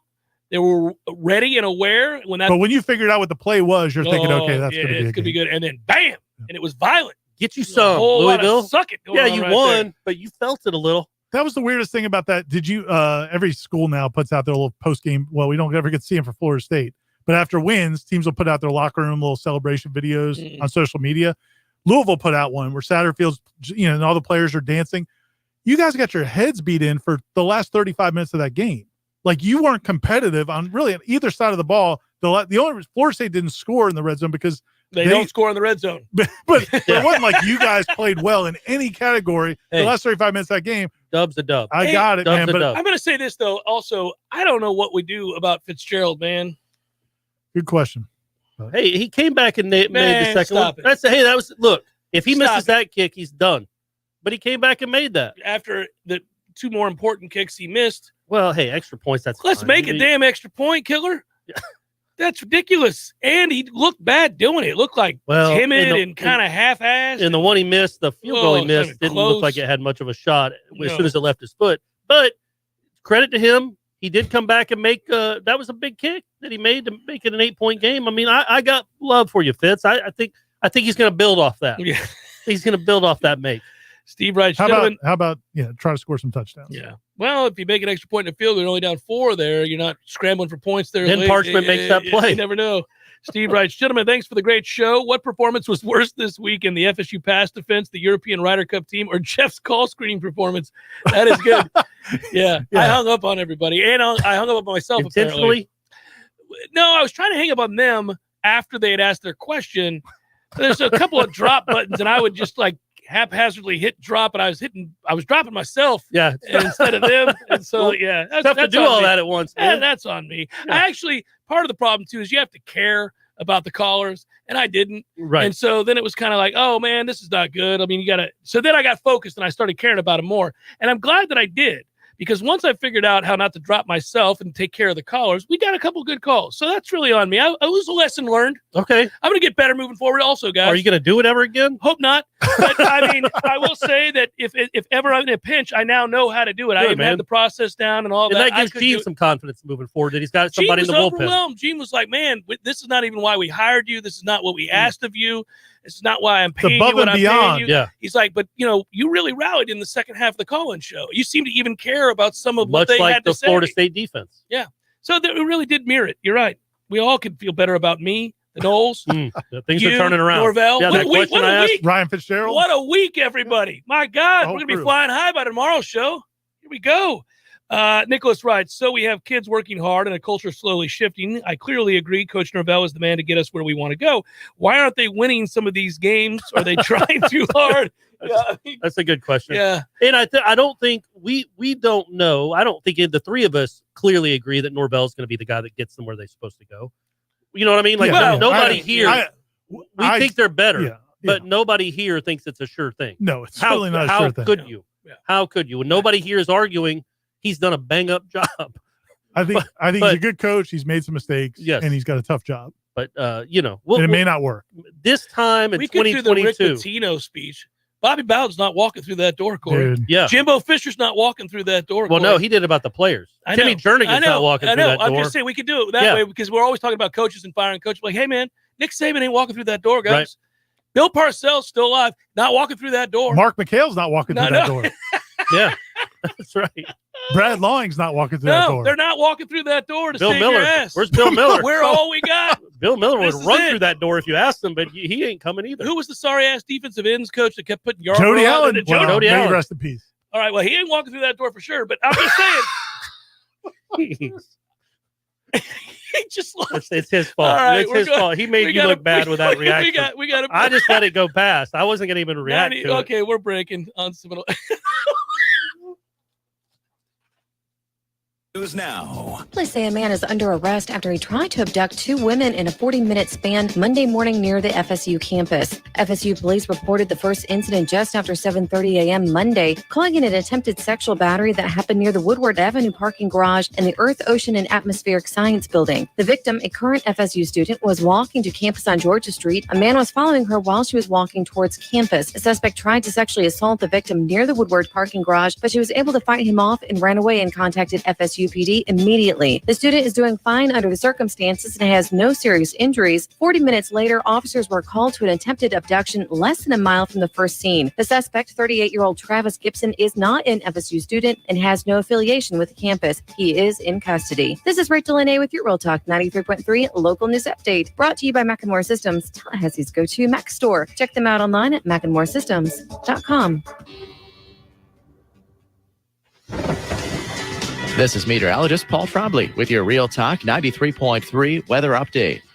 Sunshine mixed with clouds at times this afternoon with daytime highs approaching 87. Southwesterly winds 5 to 10 miles per hour. Partly cloudy skies again tonight. Lows dip down to about 68. Daytime highs approaching 90 tomorrow. Mainly clear skies and quiet. Upper 80s Thursday and Friday. This report is brought to you by The Lawn Johns. For all your landscaping and lawn care needs, visit thelawnjohns.com. Right now, 86. Hi, I'm Jeff, founder of Which Superior Sandwiches, and I'm here to tell you about our signature Which, the Wicked. Why call it the Wicked? Some say it's wicked tasty, some say it's wicked large. One thing's for sure, with oven-roasted turkey, ham, pepperoni, roast beef, and bacon, as well as your choice of 3 cheeses, it definitely takes you from wicked hungry to wicked happy in just a few wicked good bites. Only at Which Superior Sandwiches. On Wednesday, the Wicked is just $5. 5 meats, 3 cheeses, $5. Life is stressful. Dinner shouldn't be. That motto is why Register Sausage has been doing business in the Florida Panhandle and Lower Alabama for over 75 years. A proud sponsor of Seminole Headlines, Register Sausage always provides the best Southern smoked sausage to over 140 grocery stores and restaurants throughout the Southeast. Headliners have discovered the Register's difference. You can too. To find a store that carries Registers near you or to buy directly, head to registermeats.com. That's registermeats.com.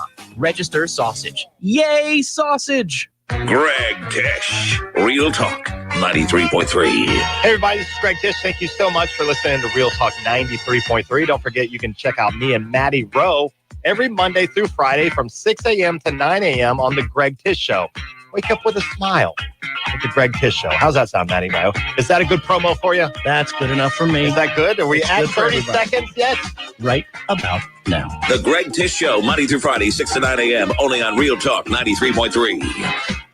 Seminole Headlines is brought to you by Register Sausage, serving the Florida Panhandle and Lower Alabama for over 75 years. To find a store near you or to buy directly from Registers, head to registermeats.com. That's registermeats.com. Seminole Headlines returns now. Head to YouTube and search for Warchant TV today to catch the show live or on demand. Now, here's Jeff Cameron, Ira Schofel, and Corey Clark. For the sideline watcher, Ira, what do you make of our DBs showing visible frustration with our sideline during the first half?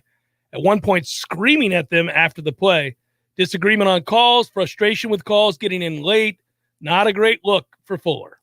Yeah, it was obviously noticeable, and you didn't have to be a sideline watcher to see that. No, really. yeah, you're right. But I did ask Fuller about it, and what he said was, and you can choose to believe this or not. What he said was that guys passionately wanted to communicate. They want it too much. No, that's not what he was saying. He said they're trying to communicate. Things aren't going well, so they're communicating like loudly and emphatically, trying to make sure everybody's on the same page because they were not on the same page, and it looks like frustration. Not really frustration. That's the answer we were given. Okay. It looked like some guys might have been some frustration. I think when Jarvis Brownlee was covering 3 receivers by himself, that wasn't just communicating. Yeah. Well, he seemed frustrated. So, talking about them Noles writes, all right, boys, top 3 wins of the Norvell era. let's hear them. All right, that's good. Carolina's won. Hey, here he goes. Yeah. But seriously, Fuller has coached 11 games against FBS schools at FSU. In the first half of those games, his defenses have given up 0, 38, 35, 7, 31, 24, 21, 21, 17, 27, and 31. Does get torched in the first half at an alarming rate. There is that 0 in there. That was the Georgia Tech game. Let's keep circling back to that one. Yeah. Yeah. I mean, that's more of an observation, really, than a question. But it's not pertinent. It is, and they're awful to start games. It would be good if that didn't happen against the Syracuse team that you wouldn't think is going to score a ton of points. They scored. They beat Liberty though, which is better than any win Florida State's had this year, and they put. I think it was 24-21. Is that right? I think. Yeah. And they completed field goal. They completed 5 passes. They became like the first team and since Paul Johnson's team to complete less than 6 passes and win a game. No, Georgia Southern beat the Gators without completing a single pass. Well, yeah, but Paul Johnson was more recently. This was more recent. I'm just saying. Yeah. Well, right. It was an opportunity. Yeah. Well, taking a shot. I took a shot. Got it. Man, what this fan base wouldn't give for 4 and 8 right now. Hang on. You get one this weekend, then you got UMass. We're on a roll. You just start. Next thing you know, starts feeding itself. David writes, hey guys, has there ever been a more misfortunate fandom of college and pro than the 2021 Noles and Jaguar fans? Thanks for the championship level coverage each and every year. Yeah, David, if that's your plight, damn man. At least I'm a Buck and Knoll right now. Not only are you losing every week, but you also have to cheer for Urban Meyer and Trevor Lawrence. But you can revel in their downfall here because that is a weekly cluster. That's fun to watch. It's gonna be a while. And they even had that awesome kick return, the kick 6 thing, and still lost 108 yards, 2 touchdowns. Yeah. So Cromartie's record's still in the books, right? Because he has 109.5. I think so. You'll never beat that one. Yeah, I mean, he's almost touching the line out of bounds. I remember watching that when it happened. Me too. I remember going, holy hell, that's pretty remarkable. Yeah, it's always cool when you see something that you go, that can't be broken. Yeah. I mean, it's rare. For 99-yard pass. Yeah. What's the floor and ceiling for the basketball team this season? Robert wants to know. I'm hoping Leonard gets that Final Four he deserves. Love the show. Practice starts Friday, by the way. Boom! And we're actually getting to talk to Leonard Hamilton and some of the players tomorrow. So you can look for that at warchant.com. What time is that? Not when we're posting it. What time? 2:30 in the afternoon. 2:15. I'm on the air. They kill me with this. I know. I would say the ceiling is probably the Final Four. I mean, if you get the right matchups. I do hear that they really like the pieces that they brought in. I've heard that they really like the Woods kid. Is it Woods? Is that the kid from Houston? No. What's his last name? Mills. Mills. Yeah. I knew it was a one-word plural.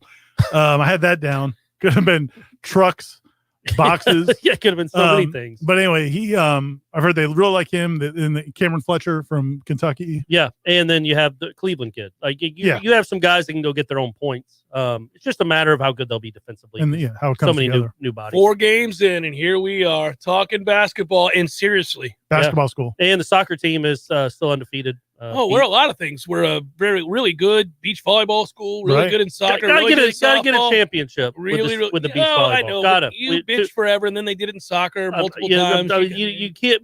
So the bridesmaids so many times. Come on, you're gonna man. need to go ahead and get that They'll championship. get there. They'll Okay, get there. good. They play for championships. They're out there. They'll get one. Well, that's what they're out there practicing for right now. That's right. They'll get there. But not football. Not anytime soon. Got to get to 3 wins. Can we get to 3 wins this year? Then double it next year, and then double it again the year after that. Boom! Forget that's about all you it. got to do. There it is. Good afternoon. Roadmap. I like it. Mm. Good afternoon, fine sirs. When the bamboo sprouts, this is Gator Kirk. Do you believe that the offensive players will get Panda helmet stickers? Will there be a daily double this Saturday with Parents Weekend and a Yay Sausage win? Thanks for all the coverage. Corey, welcome to the MOHS Club. Go Noles. What's that mean? Did I screw this up somehow? Am I supposed to pronounce that differently? Mo's, M-O-H-S? What is that? I don't know. Maybe something to do with the skin Skin thing? cancer terminology, fellas. Oh, thank you. Tom knows that. Thanks, You Tom. should know Hey, that. You're Gator Kirk, dealing with thanks it. for welcoming me. They didn't say anything about MOH. They just said your nose is going to be effed up for a while. They were unscientific with their approach. That's the to medical But explanation. that maybe that bamboo sprouts next year. And when it sprouts, it's going to be glorious. But you got to get better quarterback. And when it play. does sprout, 90 feet. Oh, you looked it up, right? Yeah. So it's not 90 feet in a day. It's like within a few days, I think. Oh, I thought you said it was like 6 Once weeks. it sprouts, Or it's weeks. going. Few Yeah. weeks. 90 feet, huh? In like 5 weeks. Travis, I am jealous. This is not a question. He notes that he's going to be in Muscle Shoals watching Drive-By Truckers with Jason Isbell this weekend. Damn, man, that is really cool during our game. So he doesn't have to watch but you're going to miss the Florida State-Syracuse game. Yeah, devastating. Tough. Stuart writes, am I an idiot for feeling like the program is getting healthier? You're not. No. The team is no good, but the team lags behind the program. The team was good while the program was getting worse behind the scenes, and then finally it caught up. Now the team is bad while the program is getting better and will eventually catch up again. I feel like Norvell is getting the program healthy, and the team will eventually get better as a result. I think he is the guy, guys. Stuart, that's the hope. That's well done, sir. I mean, I actually like the analysis there. Yes, things were getting more and more toxic towards the end, even in the midst of a 10-3 season. Yeah. And we saw that. We were actually having these conversations. I remember going on the air and arguing with Tom that those people who were making fun of Jimbo and saying that the further he gets away from Jameis Winston's run, the more we're going to start to believe that was just Jameis Winston, which we all know was not true, but it started to look more and more like it was. Well, and if he had come back for 2018, right? They were coming off of what maybe would have been 7-6. Maybe. People would have made nationally, people would have made the excuses about DeAndre Francois getting hurt. And then now that he's back, this was a blip, and they would have been pricked probably preseason top 10 again that next year. Mm-hmm. When we probably would have been like, no chance. Yeah. Because it was a disaster. Well, it was a horrible offensive line that they had put together. A horrible one. Oh, and I don't know what you could have don't done. say. Yeah, it was a horrible one. That was the worst one of the bunch, I think. That is the number one that thing, 18, by the way. I think that 18 group is the worst of the bunch. This group right here, buddy. No, this group is young. You don't have as many guys running free. Yeah, and again, you're putting up 450 yards. That 2018 team couldn't do jack squat against anyone. No, I know it was terrible. Boy, just from an ability standpoint, this is a tough They're group. young, man. I think you got some guys they're that not can that play. young. They're not that young. I mean, they've had some veteran guys out there getting their ass kicked too. Well, right, but they had that 2018 team wasn't ravaged by injuries. But it was, They it was some of the guys that they didn't want to start this year were playing then. Yeah, Big Baby was on that squad. He's been here. He can tell some stories. Yeah, he's been here 10 years. Oh, man. What is the over-under of coaches who will not be a part of the team November 28th? 2. I mean, it depends on what happens from here. No, you just get looking for a. Depends on what happens from sure here. It does. The over-under, the over-under right now. Over-under is probably. Well, you got to set it 1.5 to have fun. You got to get the hook. I think that I would put it at. Oh, I'd put it at 1.5. I think 1.5 is the number. Yeah. So are you going over? Based or on under? what we know right now, over. I'd go over. I'm going over. Based on what we know right now. Yeah. But some people could save their jobs. Yeah. Hey, Fuller. Literally, I think Fuller. What are the chances that if they give up 60 in that game, if the second half goes like the first half, that we would have talked to him on Monday? That like he would still have a job. That's a tough conversation. Because I mean that's like I don't even know why you roll a guy out there at that point. That's just humiliating. No, but I'm saying like I think he would have not had the job. I think there's a good chance if the second half had gone like the first half, he might not have had an office on Sunday morning. That's how bad it had got. Like, you know what I mean? Like, I think there's a legitimate chance that was I can't say that, I couldn't say it wouldn't have happened. And then they went out and were 2013 all over again. Maybe that's what he said, guys. Thank you, Eric. I think I see it from a distance. Eric We Angel. appreciate you, Eric. Always a pillar coming through hardcore. Tom writes, I think Gene touched on it a couple of losses ago on the postgame wrap-up. Is this product on the field the disease or just the symptom of the disease? With a new academic president with little to no shot of the board hiring a new AD who is SEC committed to football, are we destined to be a mediocre team forever? I would say no. No. I think the difference between us and the 2-year turnaround schools you've been talking about this week is likely their commitment to pancakes with extra syrup. I don't think Boston College is committed in that sort of way, and they've had a nice turnaround. Pittman maybe at Arkansas, but he's done a really good job. He's got a good quarterback and a really elite receiver. And Warren Thompson. And moreover, they've got an offensive line that can block. They dominated up front against Texas. Now, they struggled a little bit against Texas A&M's defensive line, but they did enough. Those are great stories, man, but every situation is very different. And, you can't liken each second-year coach in situation to the same thing. It doesn't help Mike Norvell, though. No. We're not saying Mike has done a better job than those. Hey, listen, what Mel Tucker's doing at Michigan State is insane. They're 4-0. He's replaced 40 players on the roster. But don't you remember? Is this his second year or first year? Second year. Remember when? Well, hell, Norvell's got to be close to that in 2 years. When you talk about the recruits and the transfers, it's definitely around the same number. It's got to be but close he's not winning games, so nobody brings that up. Well, he doesn't have the guy that's leading the nation in rushing. But Michigan State does. When you, but to go back to 2011, though, at that time, we were all talking, because Jimbo, they ended 2010 so well.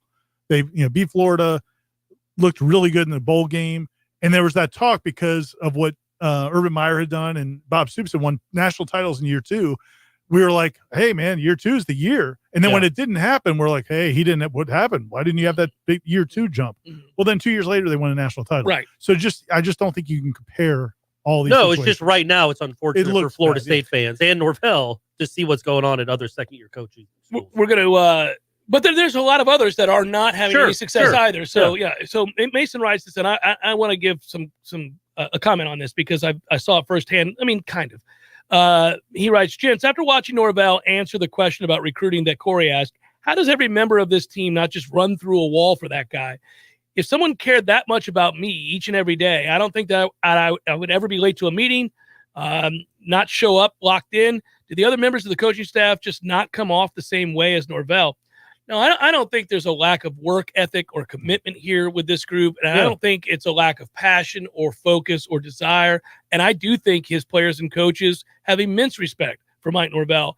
And the way the old saying, the way you do anything is the way you do everything. I think that's true with Mike Norvell. I saw some of it just, when there was no press around. I mean, I saw that when we went in to do our fun little thing for the spring game. He was so excited to talk to me and Andy and Andrea and Gene. It was crazy, because everything's scheduled. As you know, everything is scheduled to the minute.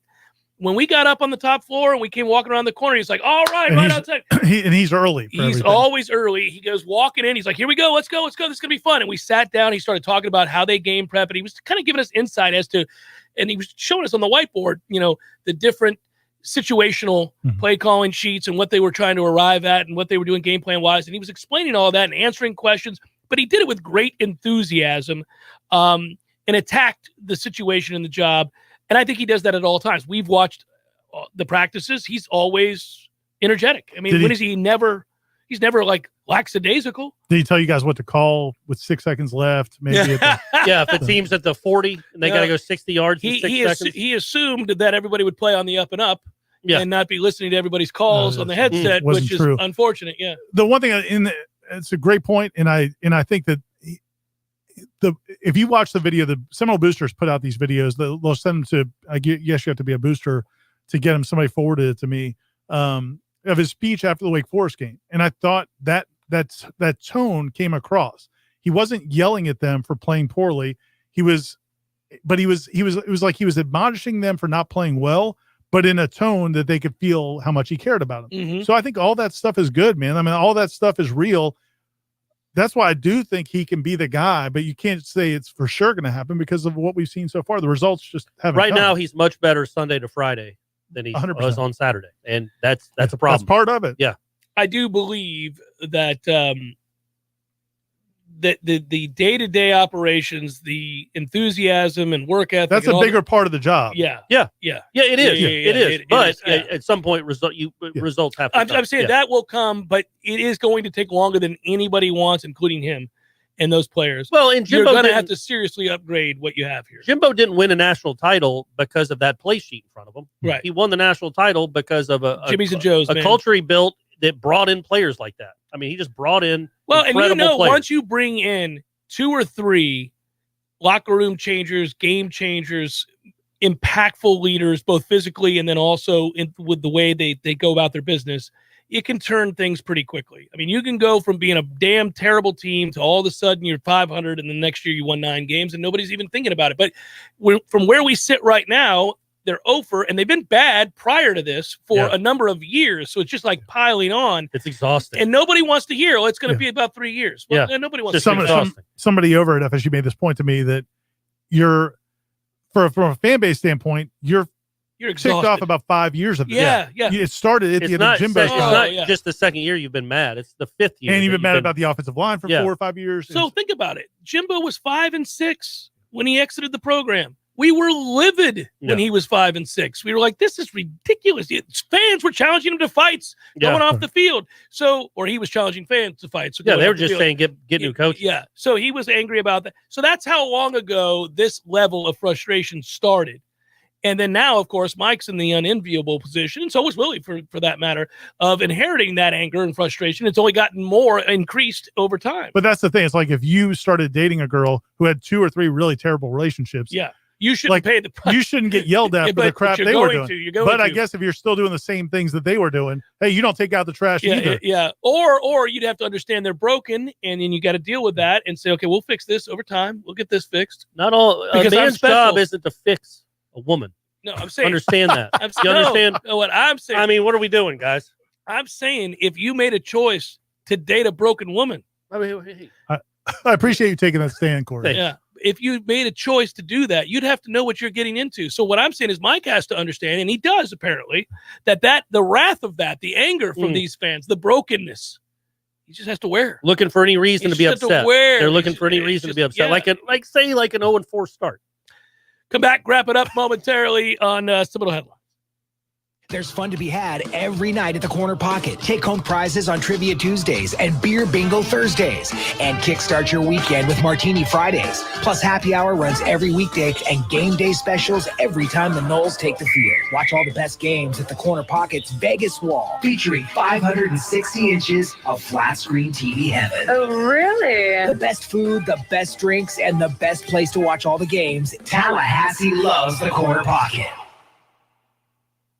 Hi, Chris Kraft for the Kraft Brothers dealerships. At Kraft Nissan, we've been amazed at the number of Toyota and Honda people trading up to Nissan's new family of SUVs. The changes are stunning. And don't just take my word for it. Motor Trend tagged Rogue as the 2021 SUV of the Year finalist, adding that Rogue can go toe-to-toe with Honda and Toyota. Well, guess what, Tallahassee? We can't keep the new Rogues on the showroom floor. Seriously, if you haven't seen one for yourself, come take a test drive and you'll see the new Rogue sells itself. In the 2022 Nissan Pathfinder, it's roomier, quicker, and better equipped. Plus, the second row seats easily slide and flip forward to allow access to the third row, even with a child seat installed. And finally, Car and Driver says savvy shoppers will be surprised by the new Armada's luxuriousness. So I encourage SUV lovers to come see the new Nissan family of SUVs. Everyone knows that Nissan SUVs have more standard equipment than the competition. The award-winning Rogue, Pathfinder, and Armada, only at Kraft Nissan, Mahan Drive, Tallahassee.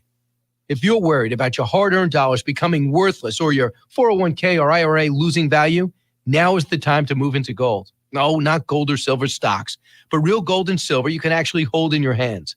How do you get real gold and silver? By calling Oxford Gold today at 833-600-GOLD. The Oxford Gold Group will teach you everything you need to know about owning real gold and silver. It's a lot easier than you think. Call the Oxford Gold Group right now at 833-600-GOLD to get your free gold and silver investment guide.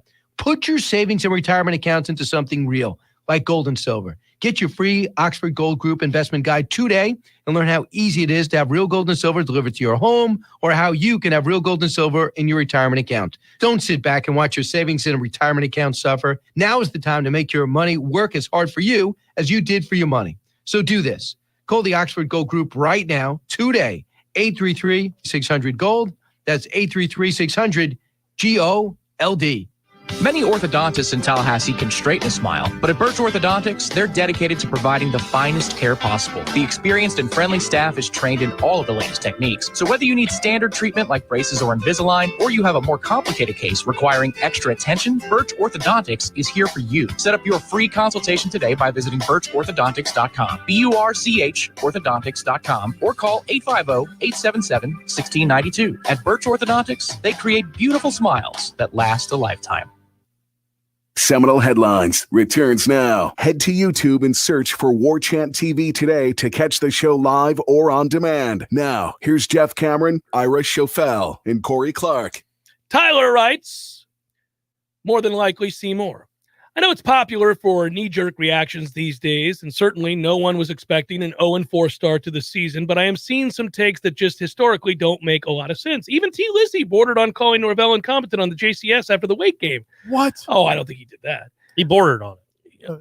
I'll cite the ever-popular advanced metrics to tell a story on Mike Norvell as an offensive mind. Just like I did with, he's doing it. I just spin around.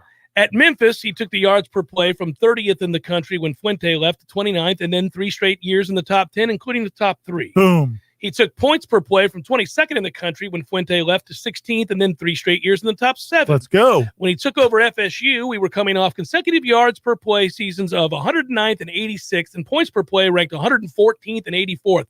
By the way, those Taggart offenses also had Cam Akers and Terry, which I will kindly say this offense does not. Mike Norvell didn't forget how to coach an offense. He is starting from essentially bottom of the barrel with an offensive roster that is devoid of almost any talent at all. Your best players are 2 running backs who are a castaway transfer with injury concerns and a former walk-on. He was not a castaway transfer. And injury concerns and a former walk-on. I agree with Jeff that the staff is rat-trapping occasionally with play calls at times because they are in a hole, and those are glaringly bad when evaluating games after losses. But Norvell and Dillingham have shown a record. So he thought this might be a Seymour? Yeah, it's pretty obvious. Of being really good at this when they get time to build their system with their players. Hopefully this rebuild is like having kids. The days are long, but the years go quickly. Well done, sir. Go Noles. Actually, that's fine. I do think Tyler's pretty much spot on right there. Yeah, man. Good, man. Just start, it needs to start happening at Florida State. We get it. We don't think that he can't coach, but that what you did at Memphis 2 years ago and 3 years ago. But he's showing the progress. So I think he's pointing through again that there was progress, and once it was sustained, that's perfectly.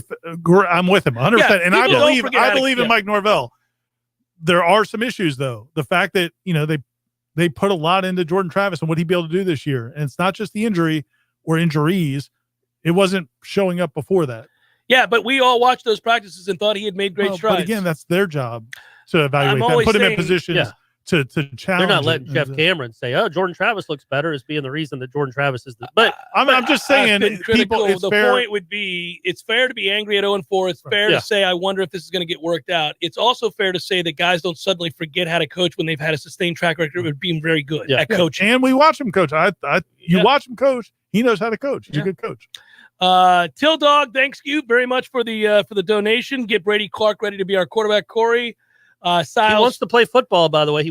But he only wants to play football if he can be the quarterback. Okay, I told him that's not how going to have to grow. It works. Siles T, thank you for your contribution. No comment. Sky Ninja, thank you. No comment. Eric Angel, boycotting Noles if they can't beat the Cuse. Ooh. Don't do that, Eric Angel. They need you now more than ever. But so thank you. Silas T, because we were thinking it was Slyest or Silas. Silas T, maybe. Yeah, Silas T. And Kevin S says, could a win loosen things up and get the team looking different? Thank you, Kevin, by the way. Yeah, sure. Winning a game would take a little heat off you. Be cool to see. You done burnt Be cool to see how yourself they for a handle a moment. win. Then we could write all the stories about how they're going to handle success. The big dub over they're going to Syracuse. get the big head. Big head after the win over Syracuse. All of a sudden, take people for granted. The big head. They'll get the big head from back in the day. If they lose, I mean, you got to start with. I mean, we do believe that he's made this team is better than last year's team. It's incremental, but it's better. But if you go out and you're 0-5 and you've lost 4 home games, 3 of which were to Jacksonville State, Louisville, and Syracuse, Our mutual friend Rick Jones writes, What is the football team's record since the Silver Fox has forced questions from the unwashed masses, a.k.a. Twitter? Very good Seminole point, Headlines. Rick. Very, very good point, Rick. I don't think they've won a game, honestly. If I'm thinking about it, I don't think they've won a game. May have to mull this over. That's a toughie. He's calling out the Silver Fox right here, right now. Yeah. The Facebook, I'm pretty sure the Facebook fans were a part of a 13-0 campaign, right? 14-0 campaign. They were the Facebookians won 29 straight games, and then Twitter comes here. You can't even get first downs in the first half now. I can't read a couple of these questions. They're good, but they're unacceptable. I mean, we've pushed the envelope enough today with some jokes. There's some here that are not really I guess I'm a part of it as a collective. Yeah, and I saw a smirk and a bit of a smile. I'm just saying. If we've got another minute or so, are you watching Peyton? You got 1 minute. Yeah, they're great. Peyton and Eli? They're great. It's awesome. It is. It really is. Are you awesome. watching it? Yeah, something's wrong with my TV where I feel like the noise of the game is too loud and I can't hear them. There's some sort of setting hear on them your really TV. well. By the way, that happens for me every time ABC has a game. It's a setting on your TV. It's ridiculous. Why would that even be a thing? You can't have. I mean, if you desperately desired to hear what Kirk Herbstreit was saying, you couldn't if you wanted. But the Manning is. I don't need the interviews that much. I mean, they're funny. No, I agree. But I don't need the Saban and LeBron. I just like them talking about football, or at least let them talk about. Like the Stafford one, I like because that's an NFL player current, and they're talking about current NFL stuff. I like when you pointed out the guy getting his belly rubbed. Yeah. He's like, is my man getting his belly rubbed? Yeah, it's a good way to watch it. And I started thinking, that's the future of broadcasting. Well, right? Like, could the three of us watch a game? They do have there's a lot that works in that group. Yeah, there's a lot of stuff. Because those two guys, obviously, they got the football cachet savants, for it, and they played at such a high level. level. They give each other grief. That's exactly. music, boys. We And got the to say brothers. goodbye. Good work, Matthew. Good work, Tom. And for Ira and Corey, I'm Jeff. Thanks for listening, everybody. Be well. We'll talk to you again next week. Take care.